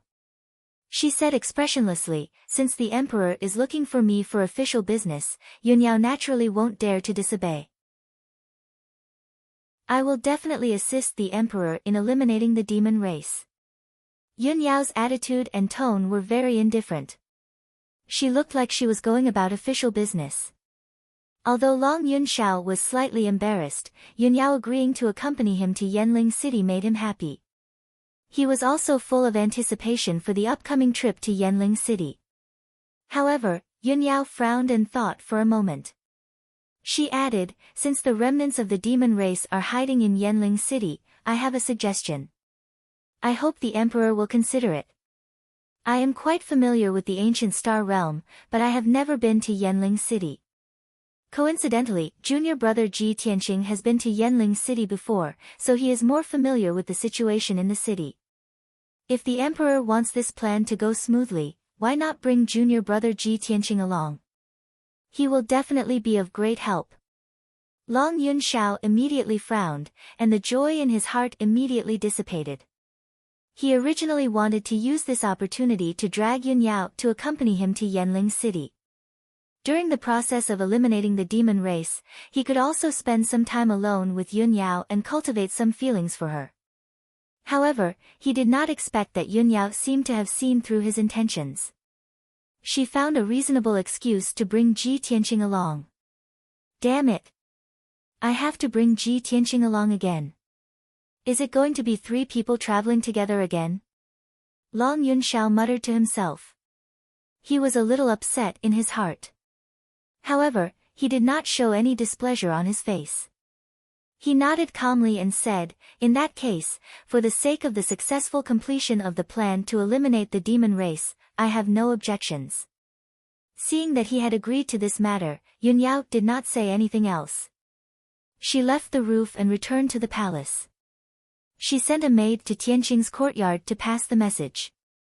Then, she went to the Sky Pillar Palace to report this matter to the sect master, Chu Tiansheng. When Chu Tiansheng learned that the emperor was going to Yanling City to eliminate the demon race, he was naturally filled with worry. However, he could not dissuade him. He could only nod and agree to this matter.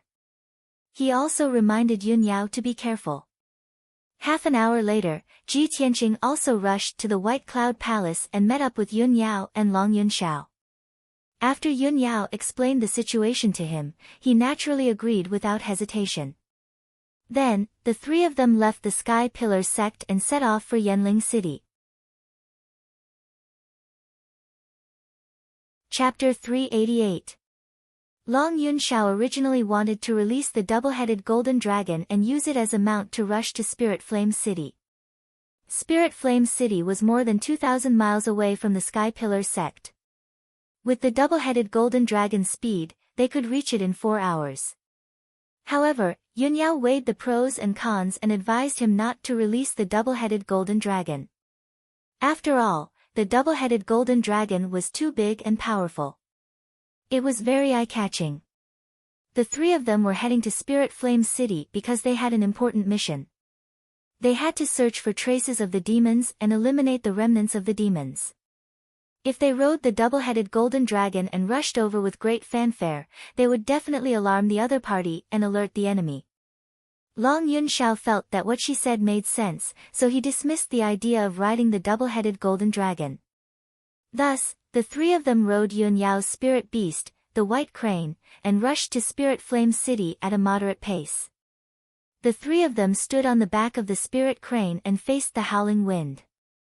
They looked down at the mountains and rivers below and remained silent. Although no one mentioned what happened last night, the three of them were well aware of certain things. The atmosphere was a little awkward. Of course, Ji Tianqing's expression did not change as he remained silent. In fact, he was in a very good mood. Occasionally, he would be distracted and recall the charming scene from last night. Spirit Flame City was divided into 4 districts according to their location. The East District Market was the territory of the Heavenly Eagle Workshop's owner. It was also the most prosperous district in the city and an important trading area. In comparison, the West District was much more dilapidated and looked like a slum. The Old West District was full of squat houses and narrow, dirty streets. Most of the people walking around were dressed in tattered clothes and had a wooden expression. They looked unkempt and dirty. In some dark and dirty alleys, beggars in ragged clothes or pitiful people with wounds all over their bodies could be seen lying on the side of the road. Outside of some of the old taverns and grocery stores, some ugly, mentally deranged lunatics would often pop up, running around and cursing. Compared to the other bright and prosperous districts in the city, the West District was lifeless and filled with the aura of decay and death. Most of the beggars, thieves, and scoundrels in the city were gathered in this district. Of course, the poor people who were sick but had no money to seek medical treatment also gathered in the West District, struggling at death's door or waiting for death. Many years ago, there was a rumor in Spirit Flame City that the Western District was a deserted land of death.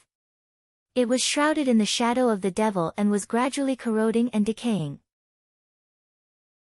The people living in the city would never step into the West District for no reason. Even normal people would mysteriously disappear after entering some of the creepy places in the West District. Even those who were lucky enough to survive would become mentally deranged lunatics or pitiful wretches riddled with scars. And all of this was intensifying year by year, and it seemed to be getting more and more intense. Ordinary citizens and martial practitioners were both wary and curious about the Western District, but they did not dare to investigate the reason. There were only a few major forces in the city. Perhaps they knew some inside information, but they all pretended not to know. They tacitly guarded their own territories and would not step into the Western District. Under such circumstances, there were many rumors and slanders in the city, making the Western District even more mysterious and terrifying. At the end of a certain street in the depths of the Western District, there was an old and decaying house called Parasol Tree Courtyard. This old house occupied an area of 1,000 square meters. A few decades ago, it had been the residence of a wealthy man and had flourished for a time, with a flourishing population. However, on a rainy night 60 years ago, the wealthy man's family of more than 30 people, along with nearly 100 servants and guards, all mysteriously died in one night. From then on, this house was abandoned and became a famous haunted house. In recent decades, haunted events had frequently occurred in Parasol Tree Courtyard, scaring passers-by into insanity or mysteriously disappearing. Even in the clear day, the house was shrouded in invisible dark clouds, appearing eerie and terrifying. Over time, the name of the haunted house spread far and wide, and no one dared to casually approach it. Although it was daytime, the sky was gloomy and dark, with a light drizzle falling from the sky. The door of Parasol Tree Courtyard was tightly shut. The vermilion door's paint had long since peeled off, revealing the dark iron. There was an old plaque on the door frame, with the words Parasol Tree Courtyard written on it. It hung crookedly on the wall, half of it drooping down to block the door. In the courtyard behind the door, there were a few bare trees, and the ground was covered in a thick layer of fallen leaves and dust. The doors and windows of the rooms and corridors around the courtyard were old and decaying, covered in cobwebs. If one looked closely, they would discover palm-sized spiders, scorpions, and all kinds of poisonous insects hidden in the fallen leaves and dust. On the old and decaying beams and door frames, as well as in the dark corners of the walls, there were often colorful snakes coiling around. Originally, no one should have lived in this haunted house. But in the depths of the house, in a secret room made of black stone, two soft voices came from it. The light in the secret room was dim, the air gloomy and cold, and the air was filled with the stench of decay and blood.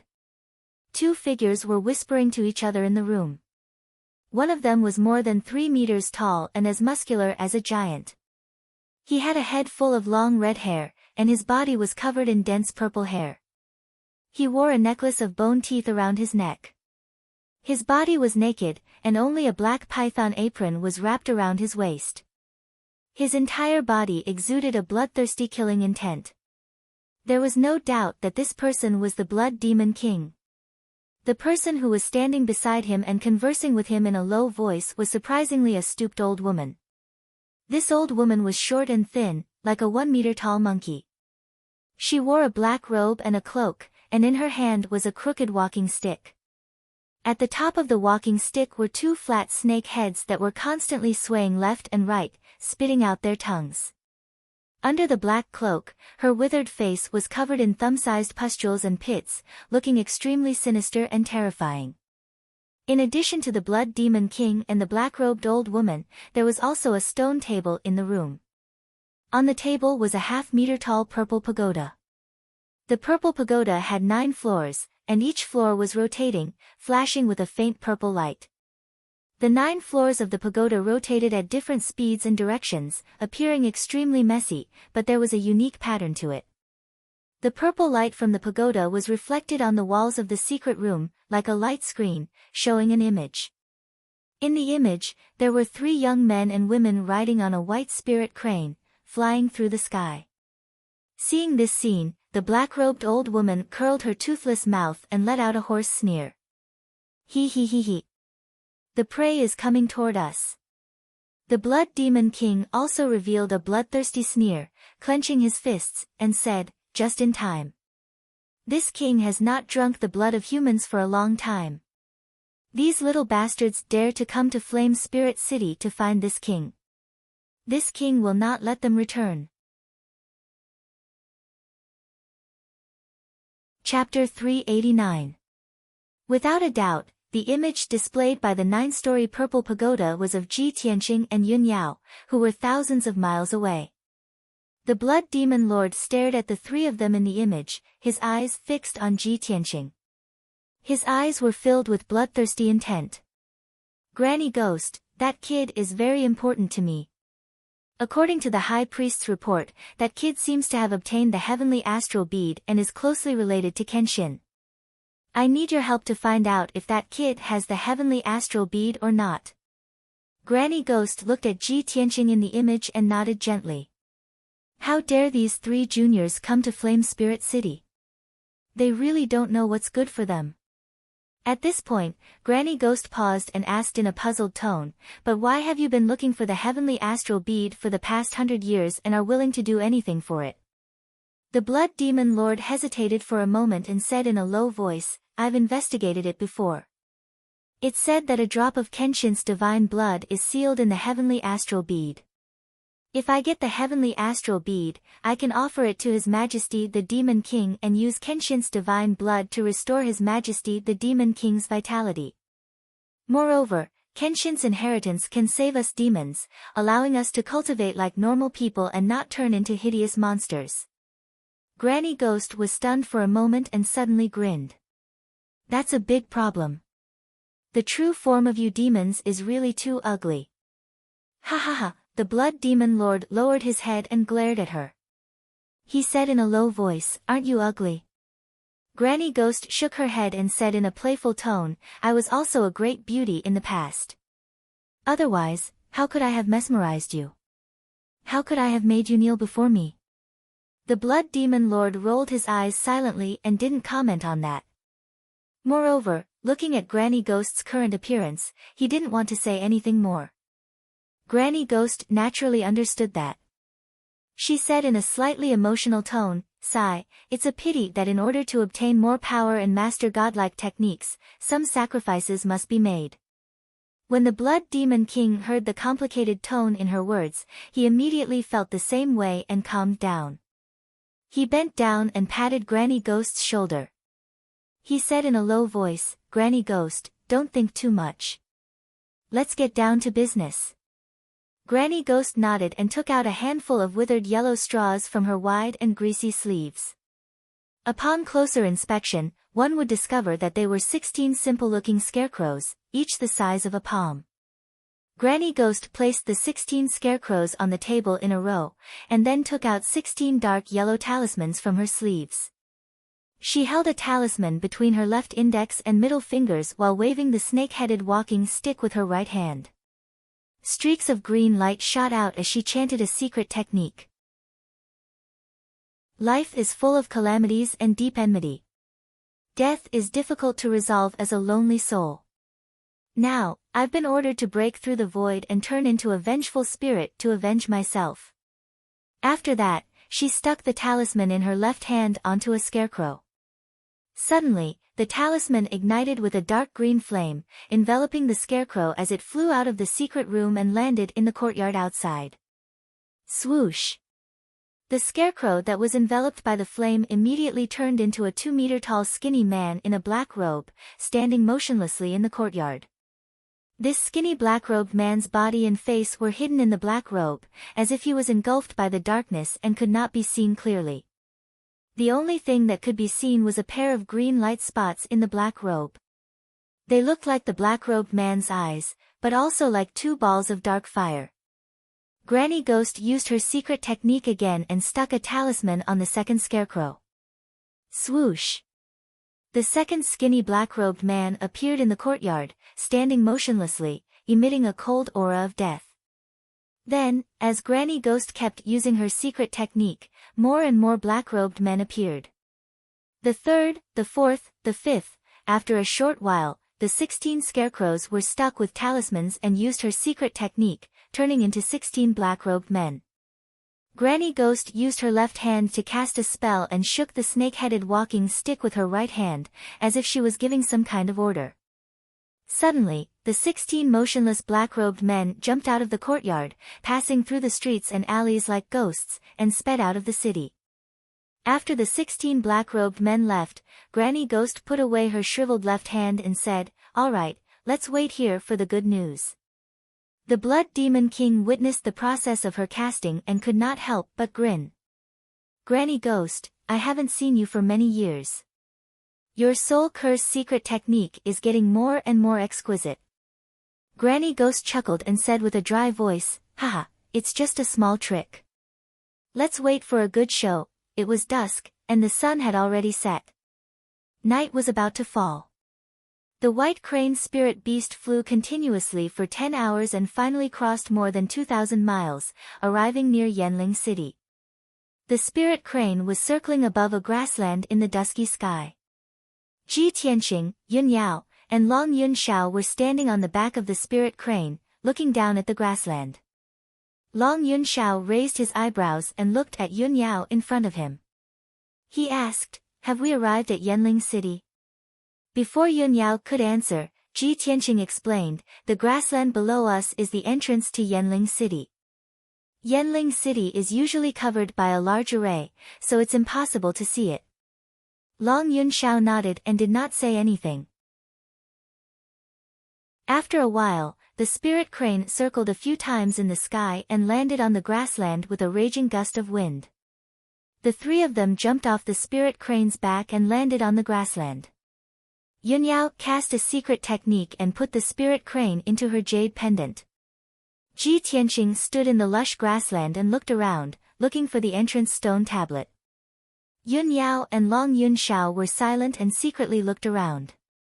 The light was dim, and the grassland was dead silent. There was a faint trace of coldness. Ji Tianqing looked around and saw the entrance stone tablet. It was just 100 meters away. He was about to bring Yun Yao and Long Yun Shao over, but at this moment, more than 10 wisps of fire suddenly appeared in the grassland behind him. Swoosh! Swoosh! Swoosh! In the blink of an eye, more than 10 skinny black-robed men appeared out of thin air on the empty grassland. Every black-robed man was cold and dead. They were exuding a cold aura of death, as if they were evil spirits from hell. They appeared silently and did not slow down at all. They pounced on Ji Tianqing as fast as the wind. Although the black-robed men did not have any weapons in their hands were black and sharp claws. They were slender and sharp like daggers. They were not human hands at all. The 16 black-robed men immediately surrounded Ji Tianqing. They reached out their cold and sharp claws and grabbed at his vital points. At that moment, Ji Tianqing only felt a cold wind blowing on his face. His body was as cold as ice. Yun Yao and Long Yunxiao also sensed that something was wrong. Their expressions changed immediately, and they reminded him. Tianqing, be careful. Chapter 390. Just as Yun Yao and Long Yunxiao opened their mouths to warn him, Ji Tianqing had already retreated 10 meters away. Swoosh! He brushed past a few black-robed men and narrowly avoided the siege of more than 10 black-robed men. Although a few black-robed men's sharp claws had scratched his robe and hair, he was not injured. However, he was not injured. There were only a few cuts on his white robe. Only then did Ji Tianqing see clearly that there were a total of 16 black-robed men. Moreover, the black-robed men's height, appearance, and aura were exactly the same. It was extremely strange. Swoosh! Swoosh! Swoosh! The 16 black-robed men's attacks all missed, but they immediately reacted and turned around to pounce on Ji Tianqing in unison. Their speed was even faster than before. This time, Ji Tianqing was already prepared. He immediately activated his majestic true essence and released 3 golden sword rays. He performed the first move of the Flying Star Sword technique. Thousand Feather Blade. The 3 golden sword rays carried a sharp and domineering aura and attacked those black-robed men as fast as lightning. Swoosh! Swoosh! Swoosh! The 3 sword rays split into 9 and stabbed more than 200 black-robed men in the blink of an eye. The dazzling sword rays covered an area of 20 meters and illuminated the dark sky. Under the illumination of the golden light, Ji Tianqing finally saw clearly that the eyes of the black-robed men were filled with emerald green flames. His body suddenly shook, and a hint of surprise flashed in his eyes. These black-robed men are not human. At the same time, 6 black-robed men who were not covered by the sword rays pounced over like ghosts and launched a siege without fear of death. Ji Tianqing was about to perform the Flying Star Sword technique to block the attacks of the 6 black-robed men. At this time, Yun Yao and Long Yunxiao had already rushed to his side. Long Yunxiao raised his hand and slapped out a huge flaming palm, bursting with the power to destroy the heaven and earth, slapping towards the black-robed men. With a muffled bang, 2 black-robed men were hit by the flaming palm and burned on the spot. In the blink of an eye, the 2 black-robed men were burned to ashes and scattered on the grassland. Seeing this scene, Ji Tianqing was even more certain that these black-robed people were not humans, but more like ghosts or puppets. At this moment, Yun Yao and Long Yunxiao attacked at the same time and smashed the 4 black-robed men who had rushed to the front. After the 4 black-robed men collapsed, they spontaneously combusted and turned into black ashes that scattered across the grassland. In the blink of an eye, only 10 of the 16 black-robed men were left. The 10 black-robed men were stabbed by the 1,000-feather blade over 1,000 times, and their fates were too horrible to endure. 6 of the black-robed men were smashed into pieces by the sword light. After a burst of fire, they turned into black ashes. Among the 4 surviving black-robed men, one of them seemed to be afraid of the battle. With a swoosh, he dived into the grass and disappeared. The other 3 black-robed men did not know the difference between life and death, and rushed towards Ji Tianqing without any regard for their lives. The result was obvious. Ji Tianqing, Yun Yao, and Long Yunxiao casually attacked and smashed the 3 black-robed men into pieces and burned them to black ashes. 15 of the 16 black-robed men were destroyed, and only one of them escaped without a trace. Ji Tianqing and the others did not chase after him. They lowered their heads to examine the black ashes on the grass, hoping to find clues from them. After a while, Yunyao spoke first. There's no need to investigate. The 16 black-robed men just now are not living people. Someone used some kind of secret technique to create puppets with wraiths. Ji Tianqing and Long Yunxiao revealed a look of understanding. I see. No wonder they were so ghastly. During the battle just now, Ji Tianqing used his spiritual consciousness to investigate the black-robed men's backgrounds. Unfortunately, he did not detect the black-robed men's strength and realm. He only detected the ghastly ghost Qi. He frowned and said with a serious face, I don't know who wants to deal with us. They used wraiths and secret techniques to create puppets, and they all have the strength of the 7th level of the Tongxian realm. Long Yunxiao's face was also a little gloomy.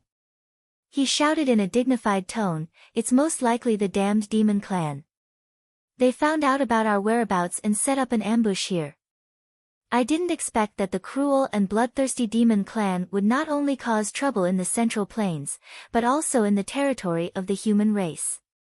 Yunyao pondered in silence for a while. Then, she shook her head and said, it's too early to make a conclusion now.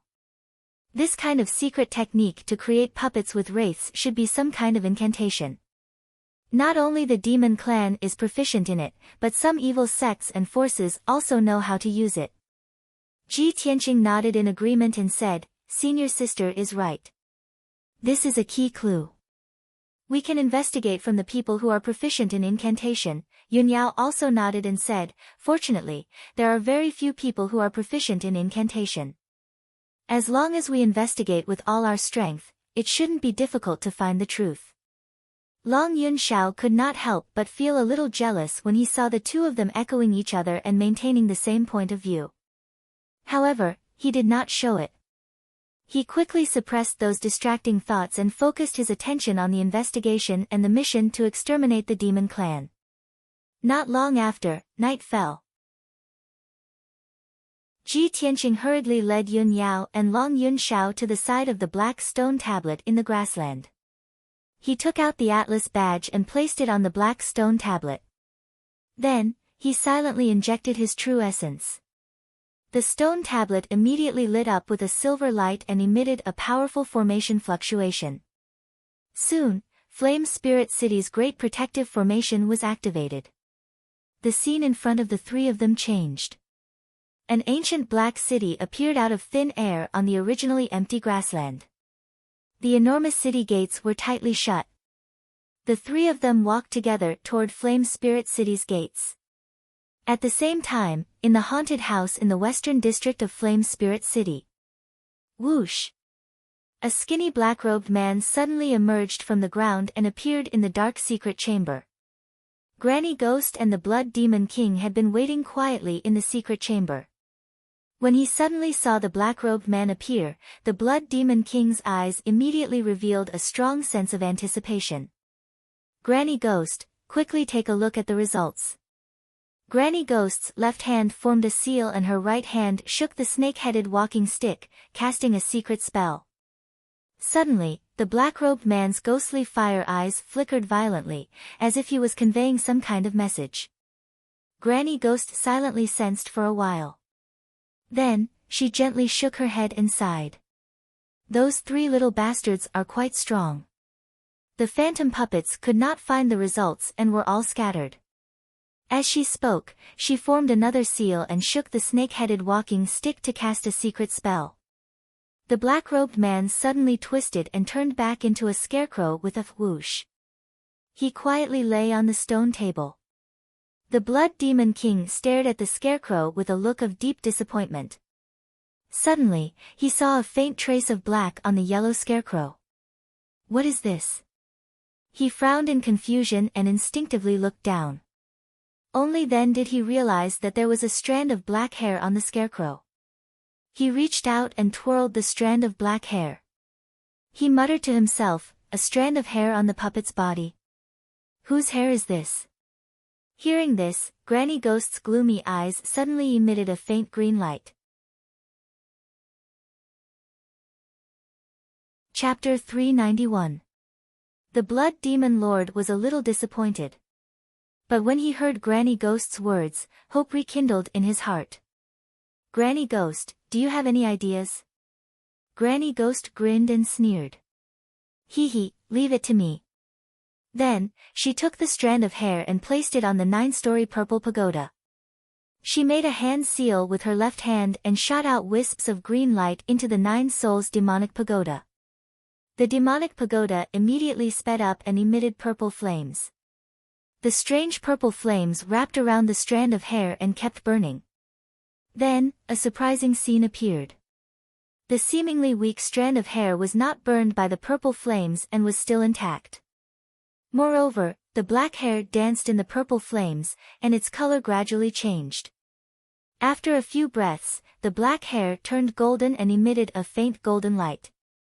Granny Ghost sneered and said in a low voice, "This strand of hair is very strange. It must have been nourished by a very powerful bloodline. That kind of powerful bloodline is not something that an ordinary human can have."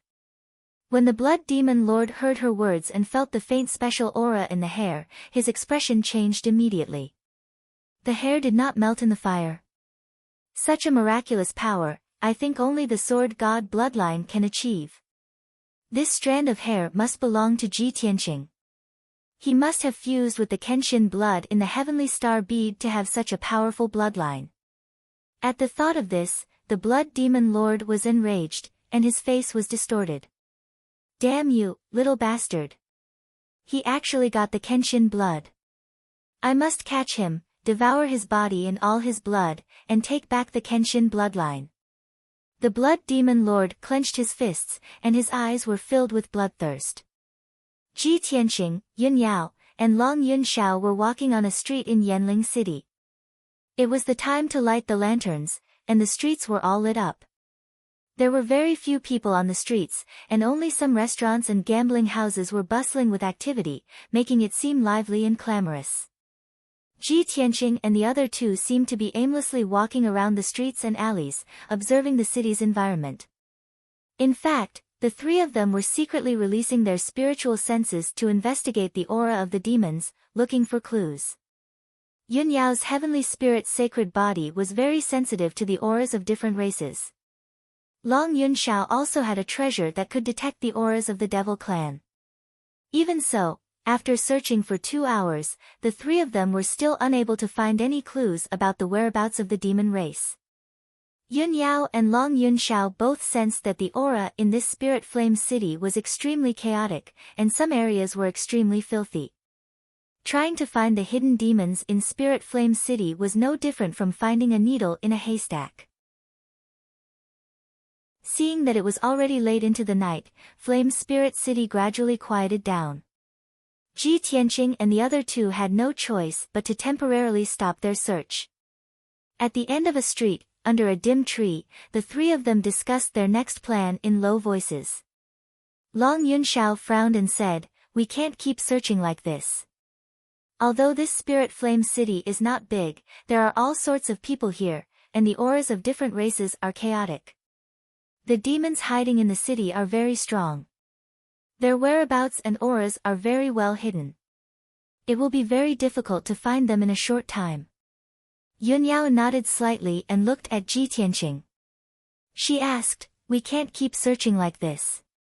We must use the curse technique as a clue and start investigating. Junior brother Tianqing, you've been to Spirit Flame City before. Do you know where we can ask for information?" Ji Tianqing answered truthfully, "There's a place in the city called the Octagon Tower. It specializes in selling information. However, it's already late at night, and the Octagon Tower is already closed. We can only ask tomorrow." "Tomorrow?" Long Yun Shao raised his eyebrows, a hint of worry in his eyes. "We're out in the open, while the enemy is in the dark. We must move quickly, lest something unexpected happens." Hearing his words, Ji Tianqing immediately had an idea. With a serious expression, he said, "Besides the Octagon Tower, there's another place where we might be able to get information. Come with me." After that, Ji Tianqing led Yun Yao and Long Yun Shao to the East City Market. The East City Market was the most prosperous area in Spirit Flame City. Even though it was late at night when there were few pedestrians, there were still many shops in the market that were open with lights on. After Ji Tianqing led the two into the East City Market, they went straight to the Heavenly Eagle Casino. The magnificent Heavenly Eagle Casino was as brightly lit as always. Countless gamblers were having a good time, and there was a constant buzz of noise. As soon as the three of them entered the main hall of the casino, a middle-aged man in black came to greet them. Ji Tianqing remembered that this person's surname was Tian. He was a deacon in the casino. He did not beat around the bush and directly told Deacon Tian the purpose of his visit. He asked to see Manager Lei. Deacon Tian also recognized him. He knew that he had won the challenge 3 months ago and met the owner of the Heavenly Eagle Casino as he wished. He had also made a fortune for the Heavenly Eagle Casino. Therefore, Deacon Tian nodded and agreed without hesitation. However, Deacon Tian only allowed him to meet Manager Lei alone. Yun Yao and Long Yunxiao had to wait in the lounge. 15 minutes later, Ji Tianqing was led by Deacon Tian to a palace in the depths of the casino to meet Manager Lei Qianjun. They had not seen each other for several months. When Lei Qianjun saw him, he could not help but be stunned for a moment. Then, he greeted him with a hearty laugh. "Little brother, we haven't seen each other for 3 months. Your cultivation has improved and your strength has increased tremendously. Congratulations." Ji Tianqing also cupped his hands and said with a smile, "Manager Lei, I trust you have been well since we last met." The two of them exchanged a few pleasantries and then sat down. Lei Qianjun smiled and asked, "Little brother, is there something you want to see our master this time?" Ji Tianqing nodded and said, "Manager Lei is indeed wise. I do have something to ask the owner. I would like to ask for some information." "Since you just want to ask for information, there is no problem. Come with me." Lei Qianjun nodded happily. Then, Lei Qianjun led Ji Tianqing to the residence of the owner of the Heavenly Eagle Casino. This time, Ji Tianqing met the owner of the Heavenly Eagle Casino in his study. The owner of the Heavenly Eagle Casino, whose hair and beard were all white, was wearing a purple brocade robe. He was sitting in front of a desk, looking through the accounts. After hearing Lei Qianjun's report, he put down the account book in his hand and turned to Ji Tianqing. He asked in a dignified voice, "Little guy, what information do you want to know?" Ji Tianqing cupped his hands and said calmly, "Owner, I would like to ask if you know anyone in the city who is proficient in incantation arts." "Incantation arts?" The owner of the Heavenly Eagle Casino frowned as a light flashed in his eyes. He glanced at Lei Qianjun and ordered in a deep voice, "Manager Lei, you can leave for now. Guard outside the study and don't let anyone come near." Manager Lei bowed and left the study, closing the door behind him. Chapter 392. Only Ji Tianqing and the owner of the Heavenly Eagle District were left in the study. The owner of the Heavenly Eagle District frowned at Ji Tianqing and asked in a low voice, "Little fellow, why did you suddenly ask about curses? Did you run into some trouble?" "That's right." Ji Tianqing did not hide anything and explained, "My friend and I were attacked by a group of black-robed men outside Spirit Flame City. Those black-robed men were not humans but puppets formed from vengeful spirits and curses." Hearing this, the owner of the Heavenly Eagle District's brows knitted tightly together and a bright light flashed in his eyes. He was silent for a moment and looked at Ji Tianqing seriously. He asked in a low voice, "Little fellow, do you know that vengeful spirits and curses are taboo in Spirit Flame City? If I tell you that you might lose your life if you continue investigating, will you still investigate this matter?" Seeing the owner of the Heavenly Eagle District's reaction, Ji Tianqing understood that the person who used the cursed puppets to attack him must be very powerful and made the owner of the Heavenly Eagle District fearful. However, he still nodded without hesitation and said, "I will." The owner of the Heavenly Eagle District looked at him deeply and his lips curled into a playful smile. "Ha, little fellow, you're getting more and more interesting. Since you're not afraid of death, I'll give you a clue. As for whether you can investigate thoroughly and whether you'll lose your life because of this, it has nothing to do with me. Ji Tianqing nodded slightly and said, "Thank you, owner, for granting my wish." The owner of the Heavenly Eagle District raised his brows and said in a low voice, "There are 4 districts in Spirit Flame City, East, South, West, and North. My East District and the North and South districts of the other 2 overlords are more prosperous and prosperous. There will definitely not be any demons and monsters hiding there. Alright, that's all I have to say. I have nothing else to say." With that, the owner of the Heavenly Eagle District waved his hand, indicating that Ji Tianqing could leave. Ji Tianqing memorized the owner's words and understood his meaning after pondering for a moment. "Thank you for your advice, owner. I'll take my leave now." Ji Tianqing bowed to the owner of the Heavenly Eagle Workshop and left the study. Director Lei personally sent him off and only parted ways at the entrance of the gambling house. The owner of the Heavenly Eagle Workshop was still seated in front of the table. He frowned and pondered for a moment before muttering to himself. "This kid has a connection with the ghost realm of the West City. I'm afraid there will be a good show to watch soon." At the same time, Ji Tianqing left Sky Eagle Casino with Yun Yao and Long Yunxiao. The 3 of them walked on the dark and deserted street. Seeing that there was no one around, Long Yunxiao asked, "Ji Tianqing, have you heard anything useful?" "Yes."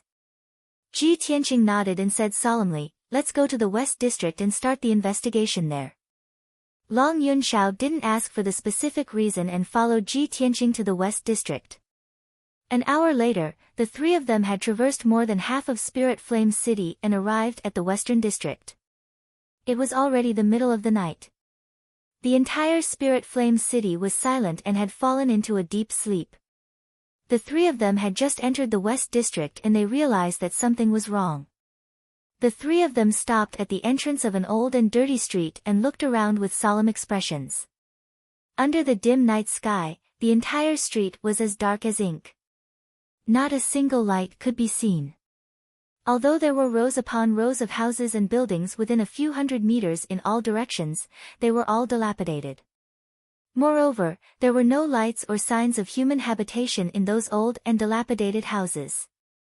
They were filled with a cold and deathly stillness.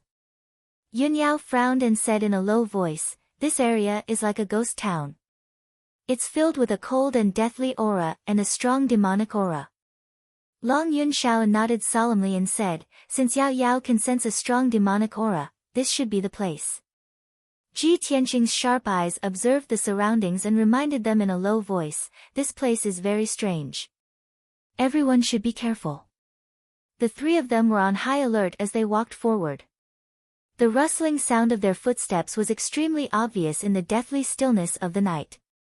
Wherever the 3 of them passed, faint rustling sounds could be heard from the old houses and courtyards on both sides of the street. Ji Tianqing used his spirit sense to investigate and saw that many poisonous snakes, scorpions, centipedes, and all kinds of poisonous insects were crawling out of those pitch-black houses and courtyards. Not only that, but there were also some hazy white and black figures in some of the houses and courtyards. They were faintly discernible as they drifted through the houses and courtyards. If a timid person was in such a gloomy environment and saw such a terrifying scene, they would definitely be scared witless. 15 minutes later, the 3 of them walked along the old and dilapidated street and stopped at a crossroads. Old and pitch-black streets extended in all 4 directions of the crossroads. The 3 of them released their spirit sense to investigate their surroundings and found that the situation was a little strange. Ji Tianqing frowned and said, "Something's wrong. The streets on all sides of this crossroads seem to be exactly the same." Yun Yao nodded and said, "Not only are the streets the same, but the houses on both sides are also the same. There are many poisonous insects, snakes, ants, and ghosts hiding inside." Obviously, she had also used her spirit sense to investigate those ghostly figures hiding in the darkness. Long Yunxiao raised his eyebrows and a playful sneer appeared at the corner of his mouth. He said in a deep voice, Hee, there's actually such a gloomy ghost town hidden in the city where the human race lives. This lord wants to see what kind of fiend or ghost dares to run rampant like this. His tone was sonorous and powerful, and his whole body faintly exuded an awe-inspiring righteous aura. It was precisely because his heavenly thunder's sacred body exuded a pure yang aura that those snakes, insects, and ghosts didn't dare to show up easily, let alone approach. Ji Tianqing looked around and observed for a moment before he found some clues. If I'm not wrong, I'm afraid we've already entered a maze. No matter which street we go along, we'll be circling around in the maze and we'll never be able to get out. Long Yunxiao raised his hands and formed a mysterious incantation. He waved his hands and drew arcs in the air, performing a secret technique.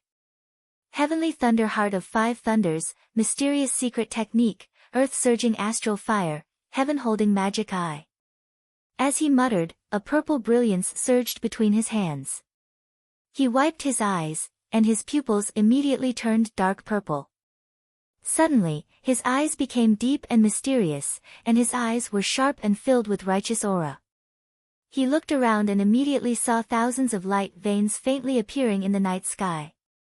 They were as dense as a spider web, condensing into a maze. There were also wisps of dark green flames floating in the night sky. In the dark corners of the surrounding streets, as well as in the depths of the ground, there were countless white skeletons hidden. Even the slowly wriggling venomous snakes and insects in the houses on both sides of the street were transformed from gray skeletons and ghosts. Seeing this scene, his face suddenly changed, and he said in a serious tone, "There's indeed a maze here, and it's a heaven prime maze. The area within a radius of 1,000 meters is covered by the maze. Who knows how many skeletons and ghosts are buried in the old houses and in the depths of the ground. The other party must have expected that we would come here, so they set up this maze in advance, waiting for us to walk into the trap." Chapter 393. With Long Yunxiao's strength, realm, and status, he wouldn't care about normal dangers. For him to have such a serious expression and feel that it was very troublesome, it must be an extremely dangerous situation. Ji Tianqing and Yunyao both understood this. Their hearts also became heavy. Yunyao drew her cold moon sword. Her true essence was surging inside her body. She was on high alert, ready to launch a thunderous attack at any time. Ji Tianqing didn't have the black dragon sword, but he also activated the true essence inside his body and condensed a few rays of golden light in his palm. He was ready to release a powerful sword aura at any time. As for Long Yunxiao, he had already drawn a golden sword after observing the surroundings with his Dharma eyes. It was a heavenly origin grade divine weapon called the Nine-Cloud Sword. The hilt of the sword was shaped like a dragon's head. The 2-inch wide blade was flashing with faint electric arcs. The three of them stood at the center of the intersection with their backs to each other. They looked at the dark sky around them with sharp eyes. Suddenly, Long Yunxiao shouted, "Watch out, they're coming." As his voice faded, the sound of something breaking through the air came from the darkness around them.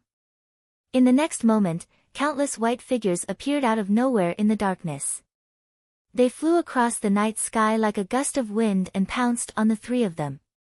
Every white figure was wearing tattered white clothes. Their messy, long hair was loose. Their faces and feet couldn't be seen clearly. They didn't walk on the ground. They flew across the night sky like ghosts towards the three of them. Ji Tianqing saw clearly that these white ghosts didn't have feet or faces. They all had sharp claws that were as white as paper. They didn't have the slightest bit of vitality. They were emitting a cold aura of death. Swoosh, swoosh, swoosh. Countless white ghosts swarmed out from all directions and surrounded the intersection. Some of them flew out from the depths of the street, some of them dashed out from the dilapidated houses, and some of them crawled out from the ground. There were also some exceptionally tall ghosts that crawled out of the well. In just a few breaths, more than 100 white ghosts had pounced on Ji Tianqing and his companions. They waved their claws and attacked. Swish! Swish! The specter's pale claws and long, sharp black nails pierced through the air like swords and shrieked. The three of them were besieged by numerous white ghosts, and they did not hesitate to use their martial skills to launch a counterattack. Thousand Feather Blade. Ji Tianqing released 3 golden sword auras, which instantly split into 9 and enveloped an area of 20 meters in front of him. Swish! Swish! The night sky within a radius of 20 meters was illuminated by the dazzling golden light. This area was also filled with fierce and domineering sword light. As long as the ghosts were enveloped by the sword light, they were instantly torn into pieces and turned into pieces of white bones that scattered on the ground. Yun Yao formed a sword seal with her left hand and held the cold moon treasured sword with her right hand. She waved her sword and slashed out 63 rays of cold light. The sword light formed 9 plum blossoms and attacked the dozen or so ghosts. Peng peng peng, after a series of muffled sounds, many of the ghosts were killed and turned into a pile of bones. Long Yunxiao's attack was the most domineering. Purple lightning constantly surged out of his left palm, and he struck out balls of lightning with his palm. As long as the white ghosts were hit by the balls of lightning, they would let out shrill screams and burst into purple flames on the spot before turning into black ashes. He waved the 9-cloud sword with his right hand and slashed out purple lightning arcs that covered an area of 20 meters. Many of the white ghosts that were hit by the purple lightning arcs would explode and be burned into black ashes by the pure yang qi. The three of them fought together and used all their strength to fend off the ghosts that pounced from all directions. They did not dare to relax at all. Although the combat strength of the white ghosts was only equivalent to a martial artist of the 7th or 8th level of the Tongxian realm, they were not flesh and blood. They were not made of flesh and blood. They were not afraid of death and could fly in the night sky.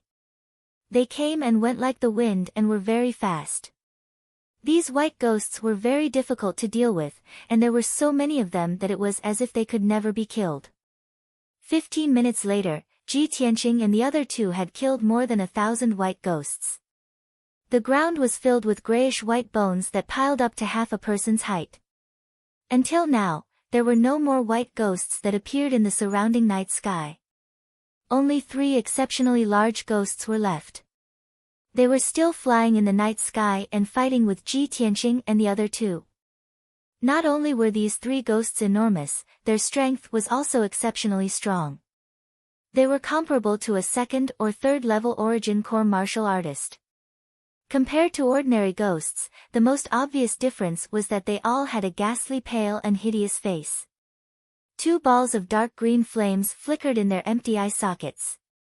After the two of them exchanged over 100 moves, Long Yunxiao was the first to finish off his opponent. He relied on the heavenly lightning sacred body's pure yang qi and was completely unafraid of the ghost's sharp claws and deathly cold attacks. He slapped the ghost's chest with his palm and sent it flying. Its entire body was ignited with purple lightning flames. Taking advantage of the time when the ghost screamed and fled, he waved the 9-cloud sword and slashed out a 10-meter-long purple lightning sword light. With a bang, the ghost was cut into pieces. In the blink of an eye, the 3-meter-tall ghost was burned into black ashes by the lightning flames and scattered on the ground. At this moment, Ji Tianqing and Yun Yao were still fighting with their opponents. Although their combat strength was slightly higher than the ghosts, they could only injure the ghosts. It was very difficult to quickly kill or destroy them. Moreover, the 2 ghosts were constantly striking out dark green flames and spitting out black deathly cold air. It was impossible to guard against. Ji Tianqing's left arm was burned by the dark green flames, and it was numb for a long time. His entire arm was unable to exert any strength. Fortunately, his bloodline strength was strong. After circulating his cultivation technique and recuperating for a moment, his left arm returned to normal. After Long Yunxiao finished off his opponent, he immediately went to help Yun Yao and killed the ghost in 3 to 5 moves. It was only at this moment that Ji Tianqing used Crimson Dragon Flash to completely kill the heavily injured ghost and turn it into bones that covered the ground. All the ghosts were killed and turned into white bones and black ashes that covered the ground. Ji Tianqing and Yun Yao heaved a sigh of relief and hurriedly circulated their cultivation techniques to regulate their breathing. The fierce battle just now had consumed a lot of their cultivation techniques. Long Yun Shao looked into the darkness and hurriedly reminded them, "We can't stay here for long. Let's leave this place quickly. Otherwise, more ghosts will attack us. Moreover, we have to investigate this formation as soon as possible and find a way to break it." Ji Tianqing and Yun Yao both understood this point and hurriedly followed him to the street in the south. The three figures quickly disappeared into the darkness. Not long after they left, the piles of bones on the ground at the crossroads strangely gathered together. With a kacha sound of friction, the millions of grayish-white bones actually condensed into a huge bone dragon that was emitting dark green flames all over its body. The skeleton bone dragon was more than 20 meters long and more than 10 meters tall. It had 2 skull dragon heads and a pair of dragon wings made of white bones. After it condensed and took shape, it twisted its body a few times and flapped its white bone wings, flying in the direction that Ji Tianqing and the others had left. Chapter 394. In a dark courtyard house, Ji Tianqing and Yun Yao were observing the surroundings of the courtyard. Some poisonous snakes, ants, and ghosts that occasionally charged out from some rooms were easily killed by the three of them. Long Yun Shao utilized his Dharma eyes to observe for a moment before saying, "I've already investigated. There are the fewest ghosts hidden here, and it seems to be the foundation of the grand formation." Ji Tianqing shook his head instead and said with a calm expression, "No, this seems to be the foundation of the grand formation, but it's actually a void that was intentionally left behind by the person who set up the formation to deceive others. This heaven origin grand formation is extremely profound, and its true foundation is hidden extremely deep. Moreover, it's surely guarded by powerful ghosts and ghosts." Long Yun Shao couldn't help but glance at him when he heard this and asked, "You seem to be very proficient in the formation Tao." Ji Tianqing didn't try to be modest. He nodded silently. In fact, he wasn't just proficient in the formation Tao. His attainments in the formation Tao had already reached the Grand Master level. Yun Yao added in a timely manner, "Junior brother Tianqing's attainments in the formation Tao can be called a Grandmaster, and he once broke a top-grade heaven origin grand formation before." Long Yun Zhao's brows raised as a wisp of shock and surprise flashed in his eyes. He obviously didn't expect that Ji Tianqing was so young and only at the 3rd level of the origin core stage, but his attainments in the formation Tao actually surpassed him by so much. He went silent for a moment before saying to Ji Tianqing, "Since it's like this, you're responsible for investigating this grand formation and looking for a way to break it." Ji Tianqing didn't have any objections and nodded. He thought for a moment before continuing, "Since this is a void that was intentionally left behind by the person who set up the formation, it's most likely a trap or ambush. It's better for us to leave as soon as possible." As soon as he finished speaking, Long Yun Zhao's face went grim as a wisp of cold light flashed in his eyes. "I'm afraid it's already too late." In the next moment, 4 tall and big black-robed figures emerged from a dry well in the backyard with swooshing sounds. These black-robed figures were not ghosts, but puppets formed by vengeful spirits and curses. They were much stronger than the specters. They streaked across the night sky as fast as lightning and rushed to the front yard, surrounding Ji Tianqing and the other two. Unexpectedly, not only did these puppets have ferocious and terrifying faces, their eyes flickered with dark green flames, they also held ancient and broken swords in their hands. Blue flames flickered on the blade and sword, exuding a cold aura of death, as if they were weapons from hell. The 4 black-robed puppets seemed to have intelligence. They spread out and surrounded the 3 of them. Their movements were uniform as they waved their swords and sabers, creating a sky full of blue flames. Swish! Swish! In an instant, the 3 of them were surrounded by blue flames, and the dark front yard was illuminated by the flames. "Be careful!" Long Yun Shao bellowed and took the lead in wielding the 9-cloud sword. He used the power of the heavenly thunder sacred body to launch a counterattack. His left palm shot out a fist-sized ball of purple lightning, while his right hand swung the sword, sending out purple lightning bolts that filled the sky. His entire body was bursting with a powerful pure yang energy. Instantly, violent gales blew within the front yard and swept out in all directions. Boom! A ball of purple lightning struck the black-robed puppet, blasting open a large hole in its chest, and its black robe was ignited with lightning flames. The ball of lightning descended into the corner of the courtyard, instantly collapsing half of the courtyard wall and blasting open an enormous deep pit on the ground, causing dust and dirt to spray out into the sky. The black-robed puppet suffered a heavy injury, yet it seemed as if it didn't notice in the slightest, and it pounced towards Long Yunxiao without any regard for its life. Long Yunxiao hurriedly swung the 9-cloud sword, instantly slashing out 19 violet lightning sword lights before blasting the black-robed puppet flying, and half of its body was broken. But even then, the black-robed puppet still didn't know pain, and it fearlessly pounced over once more. Long Yunxiao's brows knit tightly when he saw this scene, and his mood became even heavier. Both of you be careful. The strength of these 4 black-robed puppets is comparable to a 7th-level Origin Core stage expert, and they're extremely difficult to deal with. Ji Tianqing and Yun Yao's faces went grim, and their gazes became even more serious. The battle earlier had caused them to consume a great deal of true essence. With their current strength, it was utterly impossible for them to defeat a 7th-level Origin Core stage expert. Not to mention the opponent was a black-robed puppet, and it didn't have a body of flesh and blood, so its defense and speed were extremely formidable. Crimson Dragon Flash. Heavenly Star 5 Swords. Ji Tianqing released a 10-meter-long flaming sword light that fiercely charged towards a black-robed puppet with the might to pierce through everything.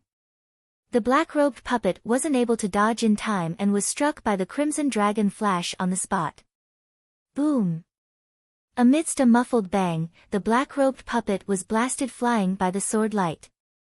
The black robe on its body burned with crimson-red flames, half of its arm was blasted into pieces, and a large hole was pierced open on its chest. But a large expanse of dark blue soul flames gushed out from its hands, and it instantly annihilated the crimson-red flames. It was even to the extent that it used its palms to clamp onto the enormous sword light, and after resisting it a few times, it actually crushed the crimson-red sword light into powder. Violent shock waves mixed with flames spread out towards the surroundings, and it blasted the surrounding houses to the point of collapsing and shattering, transforming them into rubble that covered the ground. Yun Yao's situation was practically the same as well. She swung the Frost Moon sword and slashed out 5 enormous sword lights, and it merely injured a black-robed puppet before being crushed by another black-robed puppet.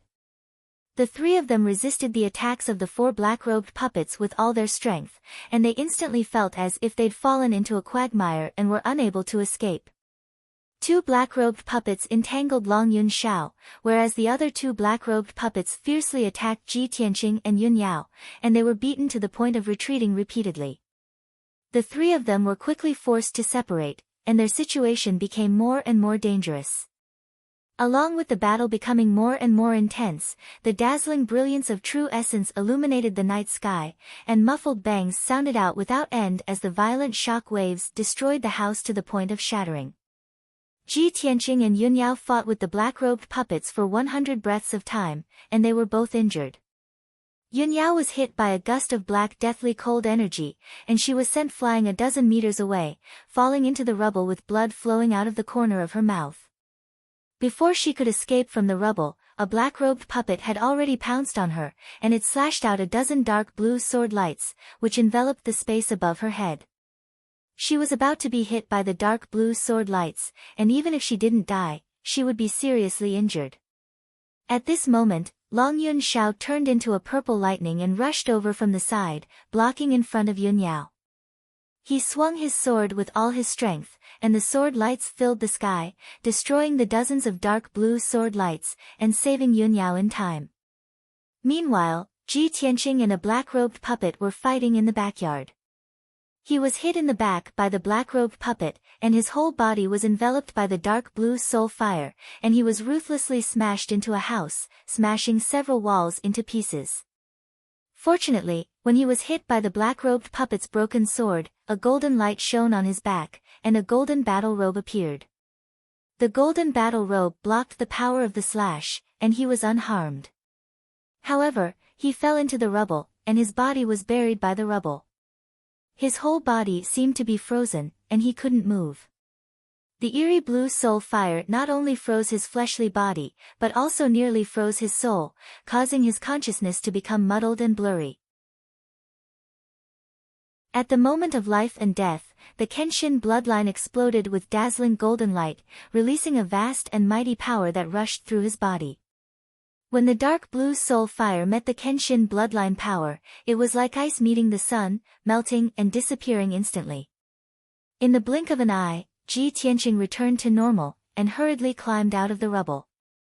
He was looking around for the black-robed puppet, and then he saw an enormous bone dragon standing in the rubble in front of him. It was a bone dragon with 2 dragon heads and a pair of bone wings. Its 4 eyes were dark blue soul fire, and its body was surrounded by dark green flames, giving off an extremely powerful aura. It looked down at Ji Tianqing from above, as if it was an evil spirit dragon that had walked out of hell.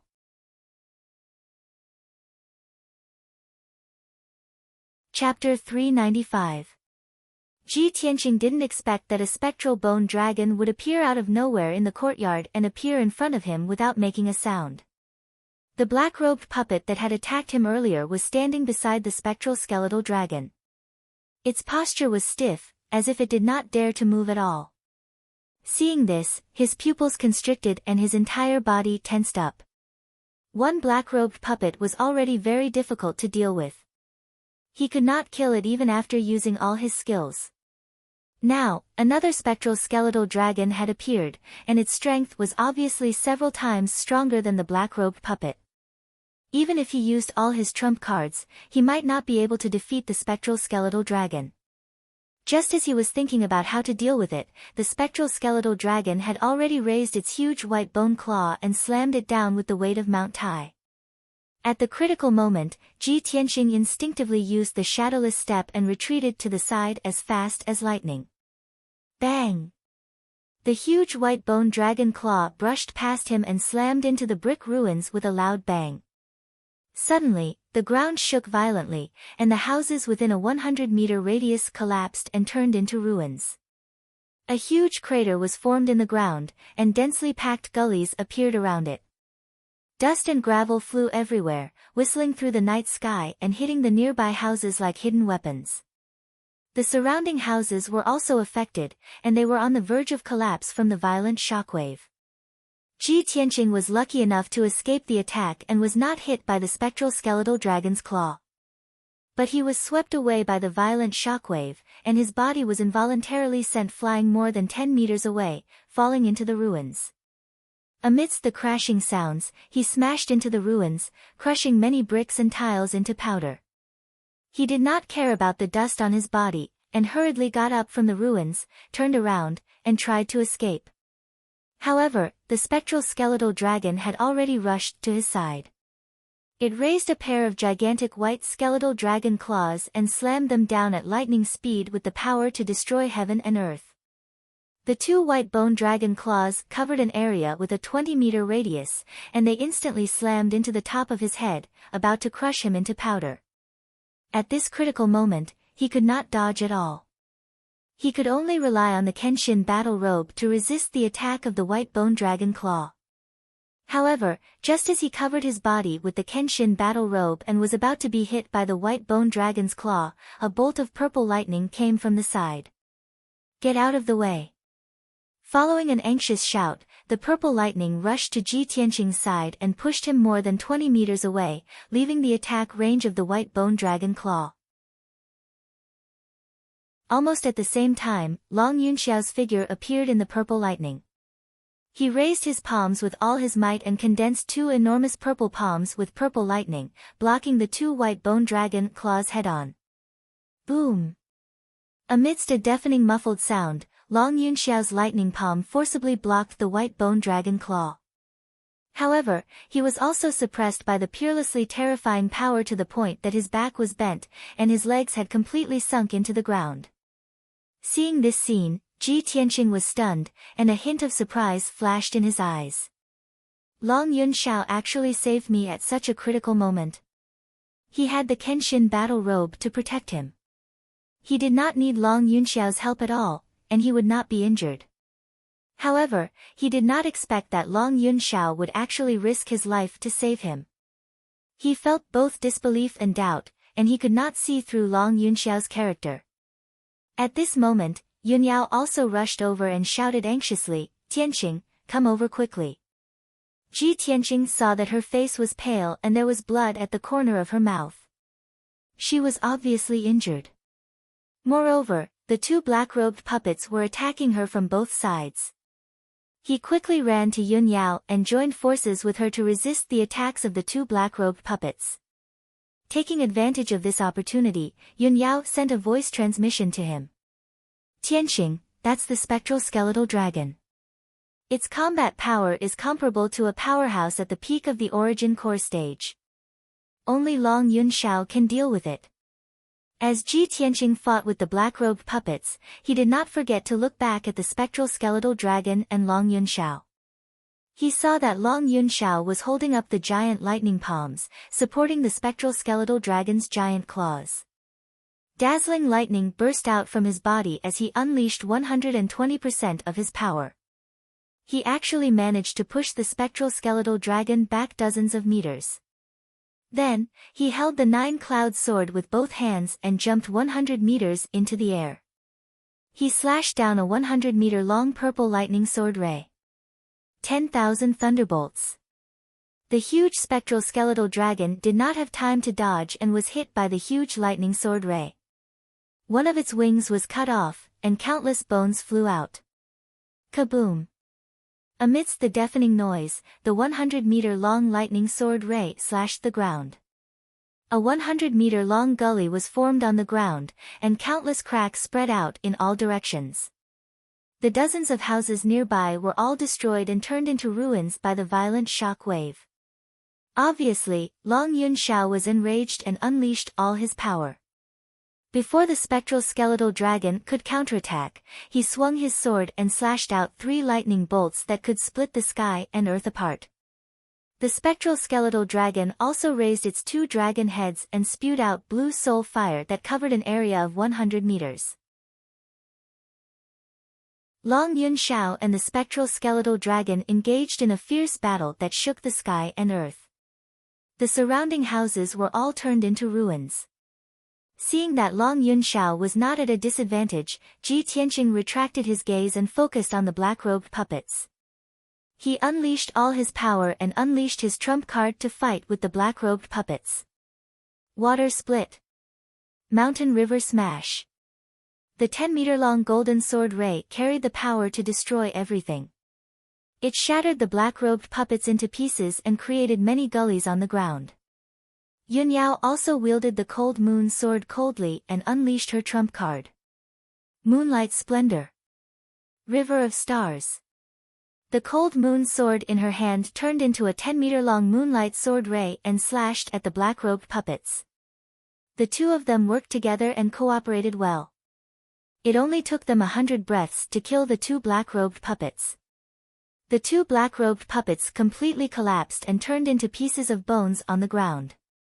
After dealing with the 2 black-robed puppets, the 2 of them didn't stop to rest. They hurried to help Long Yunxiao. Long Yunxiao had already beaten the spectral bone dragon until it was riddled with wounds. Its enormous body was badly damaged, and many holes had appeared. The 3 of them worked together to besiege the spectral skeletal dragon. They unleashed their strongest attacks and used all their power. 15 minutes later, the 3 of them finally shattered the spectral skeletal dragon and turned it into countless pieces of white bones. Of course, the houses and streets within 1,000 meters were also destroyed by the aftermath of the battle and turned into ruins. The battle was finally over. The 3 of them were temporarily out of danger. Ji Tianqing endured his exhaustion and weakness and searched carefully in the ruins. Finally, he found a formation base. The formation base was hidden deep underground, at the bottom of a dry well. It was a gloomy and cold cave. There was no danger in the stone cave. The three of them entered the stone cave and Ji Tianqing set up a defensive formation in the cave.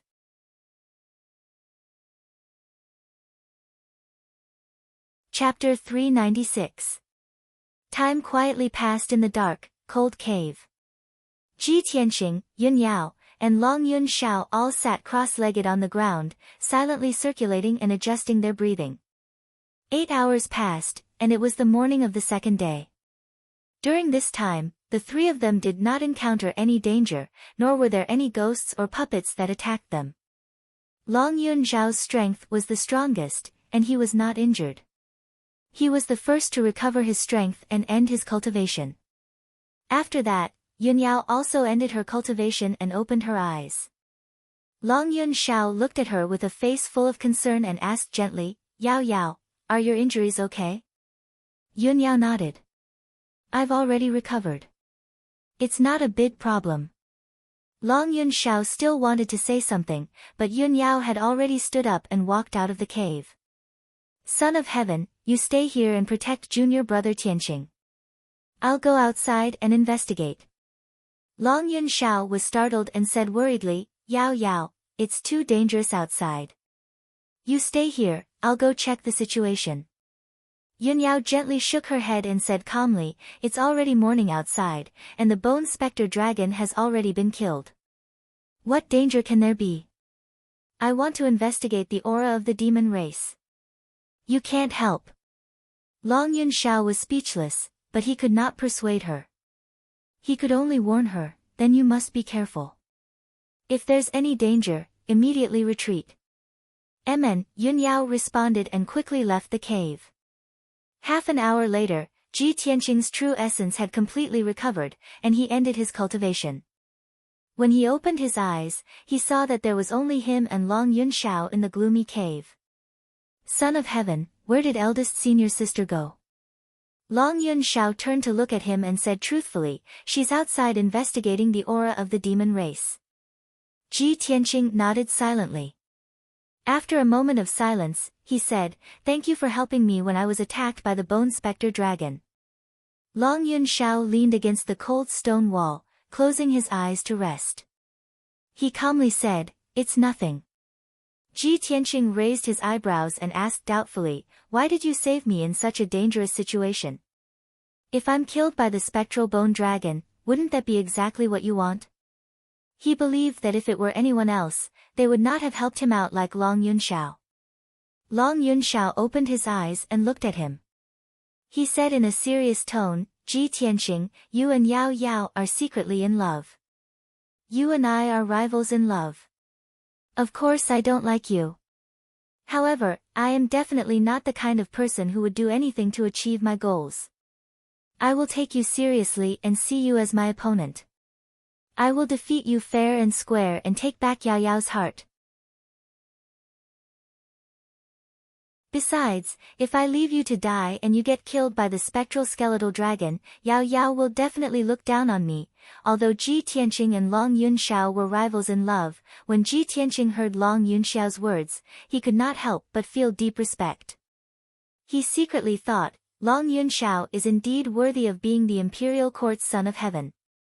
His breadth of mind is unmatched by ordinary people. This guy is a strong opponent.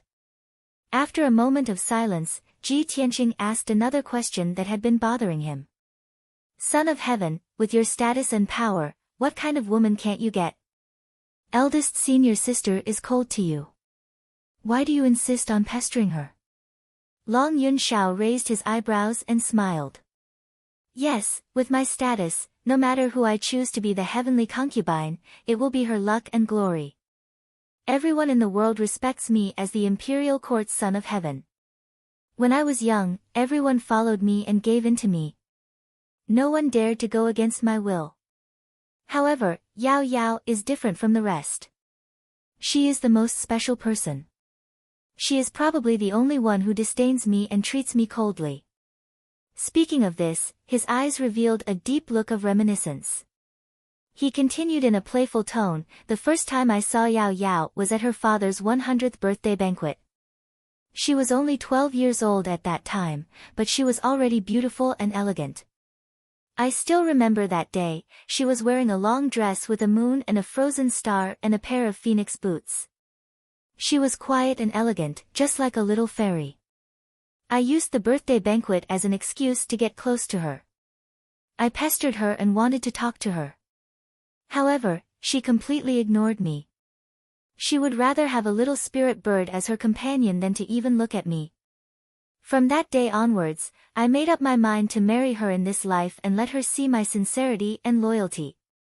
Ji Tianqing listened silently and felt that it was a little funny.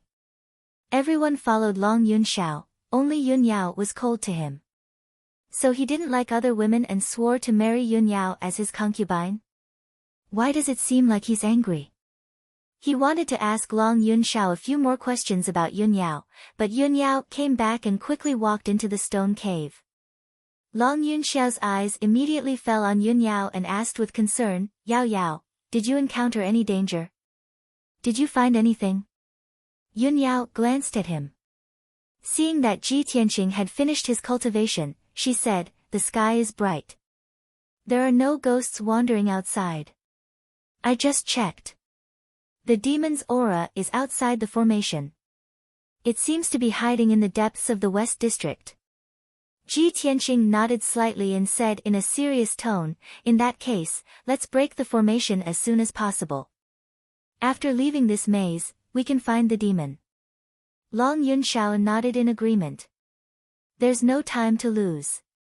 Let's act as soon as possible."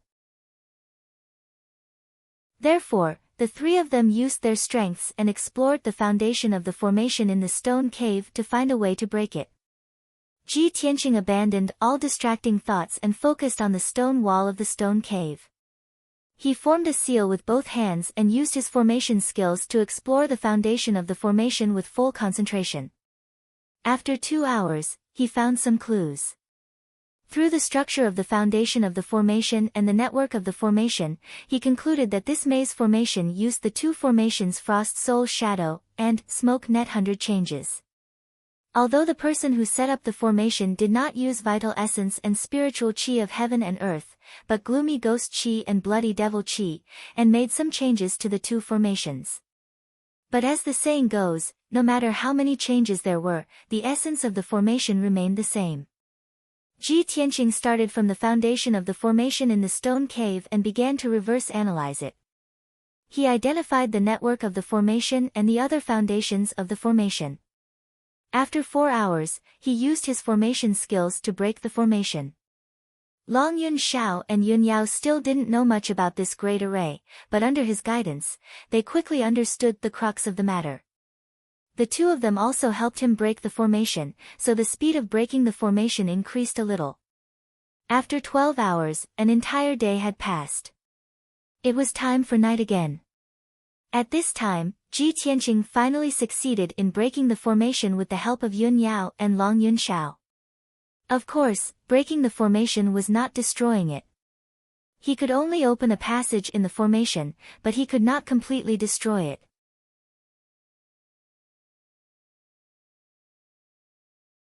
Chapter 397. Under the dim curtain of night, Ji Tianqing and the other two left the formation and returned to an old street. There were no stars in the night sky. There was only a crescent moon shining with a weak moonlight. The strange thing was that the moonlight had a hint of dark red. The street was very old. There were many cracks in the ground. Everywhere was covered with dust and fallen leaves. Piles of rotten debris were piled up. The houses on both sides were also dilapidated. Everywhere was covered with dust and spider webs. Countless poisonous snakes, scorpions, and insects were hidden. The air was filled with the aura of decay and death. The three of them used their spiritual senses to investigate. There was no aura of living people within 1,000 meters. At this time, Yun Yao looked at the end of the street and said in a grave tone, "I found it. The source of the devil energy is there." Ji Tianqing and Long Yunxiao followed her gaze and vaguely saw an old house at the end of the street. In the darkness, a faint yellow light was faintly revealed in the house. Let's go and take a look. Long Yunxiao clenched his nine-cloud sword and took the lead to walk towards the end of the street. His tone and eyes contained a hint of expectation, revealing a strong fighting spirit. Ji Tianqing and Yunyao followed closely behind. They were full of vigilance and vigilance. Rustle, rustle, rustle, the three of them stepped on the dust and fallen leaves on the ground, making a slight sound. It was very obvious in the silent night. Before long, the three of them arrived at the end of the street and stopped in front of the house's gate. The dilapidated house occupied an area of at least 1,000 meters. There were several courtyards. The vermilion gate with peeling paint was tightly shut. The two huge lion head knockers were also suffused with dark green rust. Two vermilion black lanterns were hung on both sides of the gate. It was unknown how much dust and spider webs and mud had accumulated on them. A dark brown plaque hung on the lintel, half of it drooping in front of the gate. There were three mottled and blurry words on the plaque: Wudong Courtyard. Long Yunxiao released his spiritual sense and covered an area of 200 meters. He silently investigated the situation in the courtyard. Carrying the nine-cloud sword, he walked to the gate first and was about to kick it open. But at this moment, the lanterns hanging on both sides of the door suddenly lit up with a dark red light. The strange thing was that the hazy blood light did not illuminate the area in front of the door. Instead, it condensed into a huge ghost face. It was an old woman with disheveled hair. Her face was dry and wrinkled like tree bark. Her eyes were deeply sunken and she had a wide mouth. She looked at Long Yunxiao and grinned, revealing a strange and sinister smile. Keek keek. You three little fellows, this old one has been waiting for you for a long time. The ghost-faced old woman's voice was hoarse as she let out a cold laugh. However, this was not a voice that spoke. Instead, it was a telepathic message that rang out directly in the minds of the three. Long Yunxiao subconsciously took a step back. Holding the nine-cloud sword, he was about to slash at the ghost face. At this moment, the blood light on the lantern on the right side of the door condensed into a huge face. It was a broad and ferocious man's face. He had thick eyebrows and big eyes. His mouth was like a bloody mouth, and he looked very ferocious. He looked at Ji Tianqing and Yunyao with a sneer on his face and said in broken human language, "Little bastards of the Sky Pillar sect, you really don't know what's good for you. You actually dared to come here." Ji Tianqing and the other two took a closer look and immediately recognized that this ferocious man was a demon. Long Yunxiao stared at the face of the demon. After a moment of careful observation, he frowned and his expression became serious. In the next moment, the red door automatically opened to both sides, letting out muffled creaking sounds. Ji Tianqing and the other two looked through the door and immediately saw two figures, one tall and one short, standing in the dilapidated courtyard behind the door. The black-robed figure on the left was very short, like a skinny monkey in a black robe. In his hand was a walking stick that was even taller than him. Two black snakes were coiled around the cane, hissing and flicking their forked tongues. The figure on the right was abnormally tall and burly. He was more than 3 meters tall and was as strong as a ferocious beast. This was a demon with long red hair.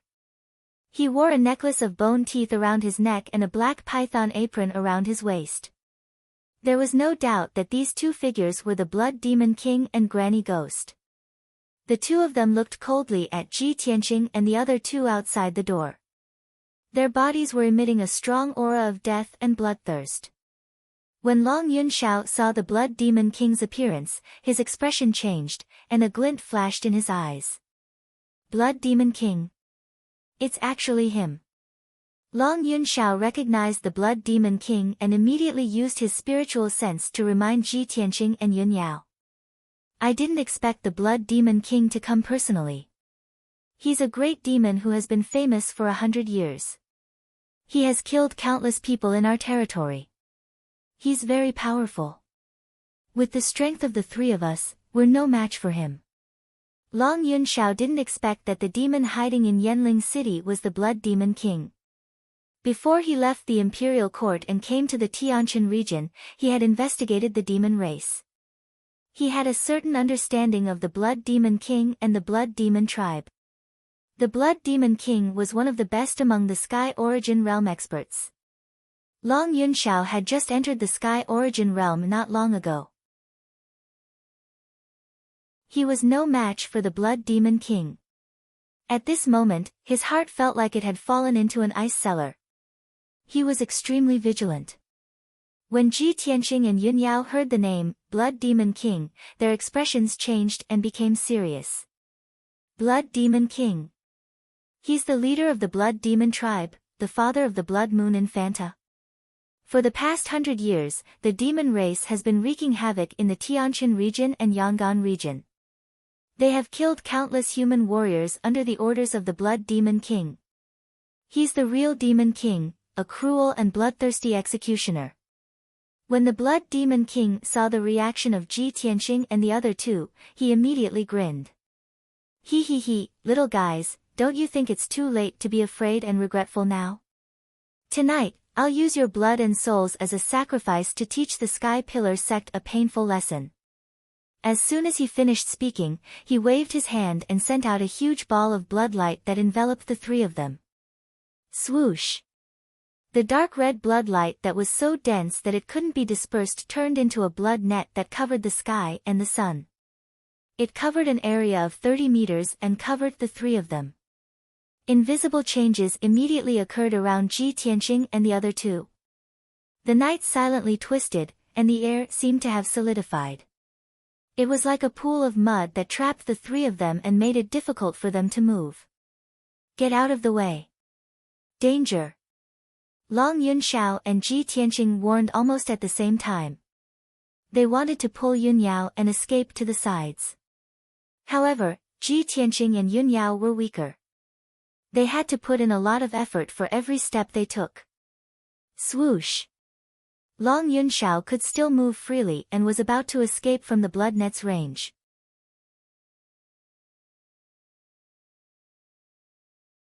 Chapter 398. Water Split. Ji Tianqing bellowed and released a golden sword aura that was 10 meters long. It slashed at the blood net that was falling from the sky. Moonlight Essence. Yun Yao also waved her cold moon sword and slashed out a silver sword aura that was more than 10 meters long. It slashed at the blood net like moonlight. The two powerful sword auras instantly slashed at the dark red blood net that was falling from the sky, making two dull sounds. Bang! Bang!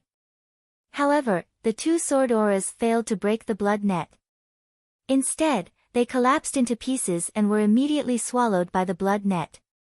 Ji Tianqing and Yun Yao were about to be enveloped by the blood net. At the critical moment, Long Yunxiao stopped running. He unleashed all his strength and performed a unique skill with the Nine-Cloud Sword. Thunder-Splitting Sky. He held the Nine-Cloud Sword with both hands and poured endless true essence into it.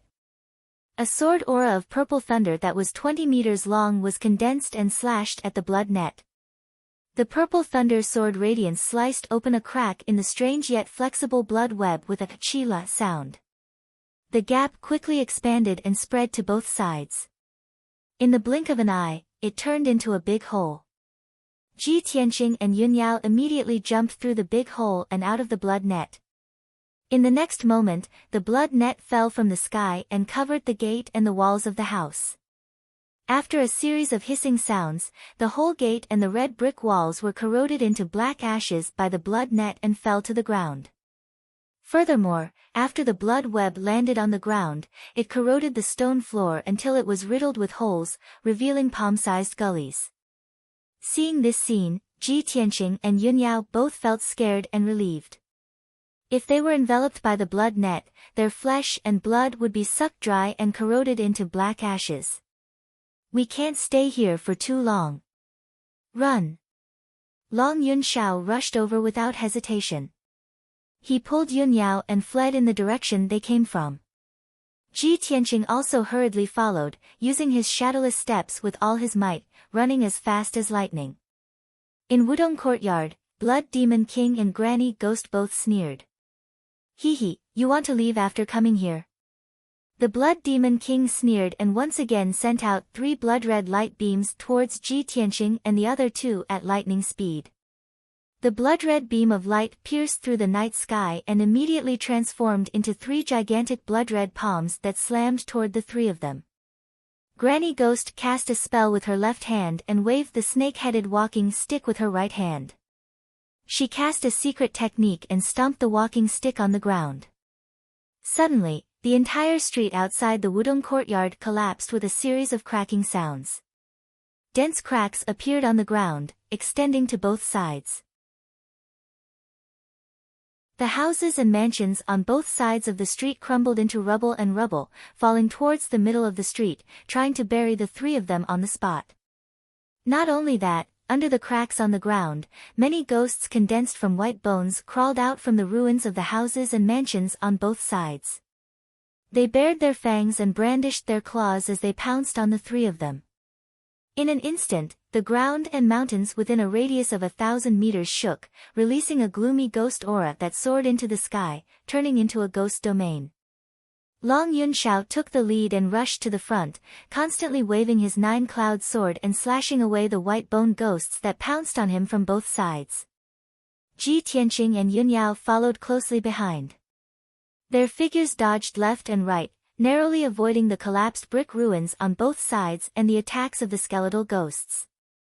However, the 3 of them had only escaped 100 steps away when the Blood Demon King's 3 blood-red palms reached their backs.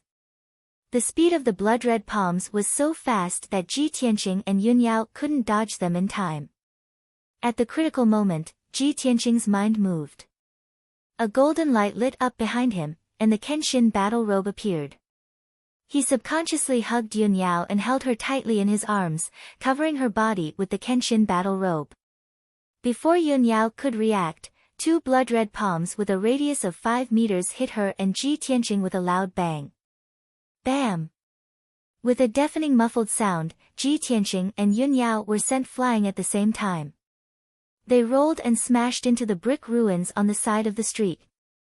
Long Yunxiao held the 9-cloud sword with both hands and released a thunderbolt that soared into the sky. He turned around and blocked the attack of the blood-red palms. Bam! The blood-red palms exploded with a bang, but he was also sent flying backward and fell on the street that was full of cracks. He was only slightly injured. He didn't have time to check his injuries and hurriedly ran toward Yunyao and Ji Tianqing. "Yao Yao. How are you? Are you hurt?" Long Yunxiao's tone was full of anger and anxiety, and his eyes were faintly red. He quickly waved his palms and 9-cloud sword to push away the brick ruins that were piled up like a mountain. Finally, he pulled Ji Tianqing and Yunyao out. Yunyao was unscathed, but Ji Tianqing's face was pale, and blood flowed from the corner of his mouth. The defense of the Kenshin battle robe was extremely strong. However, he was not completely protected by the battle robe while protecting Yunyao. He was still injured by the blood-red palms. Long Yunxiao was relieved when he saw that Yunyao was not injured. Yunyao saw that Ji Tianqing's injuries were not light. Her eyes were full of anxiety and concern. She said in a somewhat reproachful tone, "Tianqing, protect yourself. Don't worry about me." Ji Tianqing wiped the blood from the corner of his mouth with his sleeve and hurriedly urged, "Now is not the time to talk about this. Let's run." The 3 of them stepped over the brick ruins and were about to continue running. However, there were more than a dozen white skeletons and ghosts condensed from bones from all directions. They pounced on them fearlessly. "I'll cover you. You guys run first." Long Yunxiao shouted in a low voice. He held the 9-cloud sword and rushed toward a few white skeletons. He slashed out a few huge purple lightning sword beams and smashed the white skeletons into pieces and burned them into black ashes. However, he was immediately surrounded by more than a dozen skeletons and ghosts. He waved the 9-cloud sword with all his strength and used his ultimate sword technique. He slashed out a sky full of thunder and lightning and blasted many skeletons and ghosts away. However, more skeletons and ghosts rushed out from all directions. There were also white ghosts floating in the air and puppets in black robes. They quickly surrounded them. "If we're going to leave, we'll leave together," Yunyao shouted in a low voice. She waved the cold moon sword and stabbed out a sky full of cold sword beams, killing a few ghosts. Ji Tianqing also rushed toward the group of skeletons and ghosts like a gust of wind. He used the ultimate move of the Flying Star Sword technique and launched a violent attack. However, the number of skeletons and ghost puppets was simply too great. Hundreds of skeletons, ghosts, and puppets rushed out from the underground and the ruins of houses within a radius of 1,000 meters. They all pounced toward them with murderous intent. In the blink of an eye, Ji Tianqing, Long Yunxiao, and Yun Yao were surrounded by hundreds of ghosts and monsters. At the same time, the Blood Demon King and Granny Ghost also caught up with them. Both of them condensed a pair of black light wings and flew into the dark night sky. They looked down at Ji Tianqing and the other two from above and sneered ferociously and bloodthirstily. "He, you three are really affectionate and righteous little bastards. Unfortunately, you are going to die soon." You're tuning in to the Blissful Bookshelf YouTube channel. We're so grateful for your support and don't forget to subscribe to join us on this incredible journey through captivating stories. Your generosity through donations truly makes a world of difference, as it's the primary source of revenue that allows me to expand and enhance this channel for you. Thank you from the bottom of my heart for being a part of this adventure.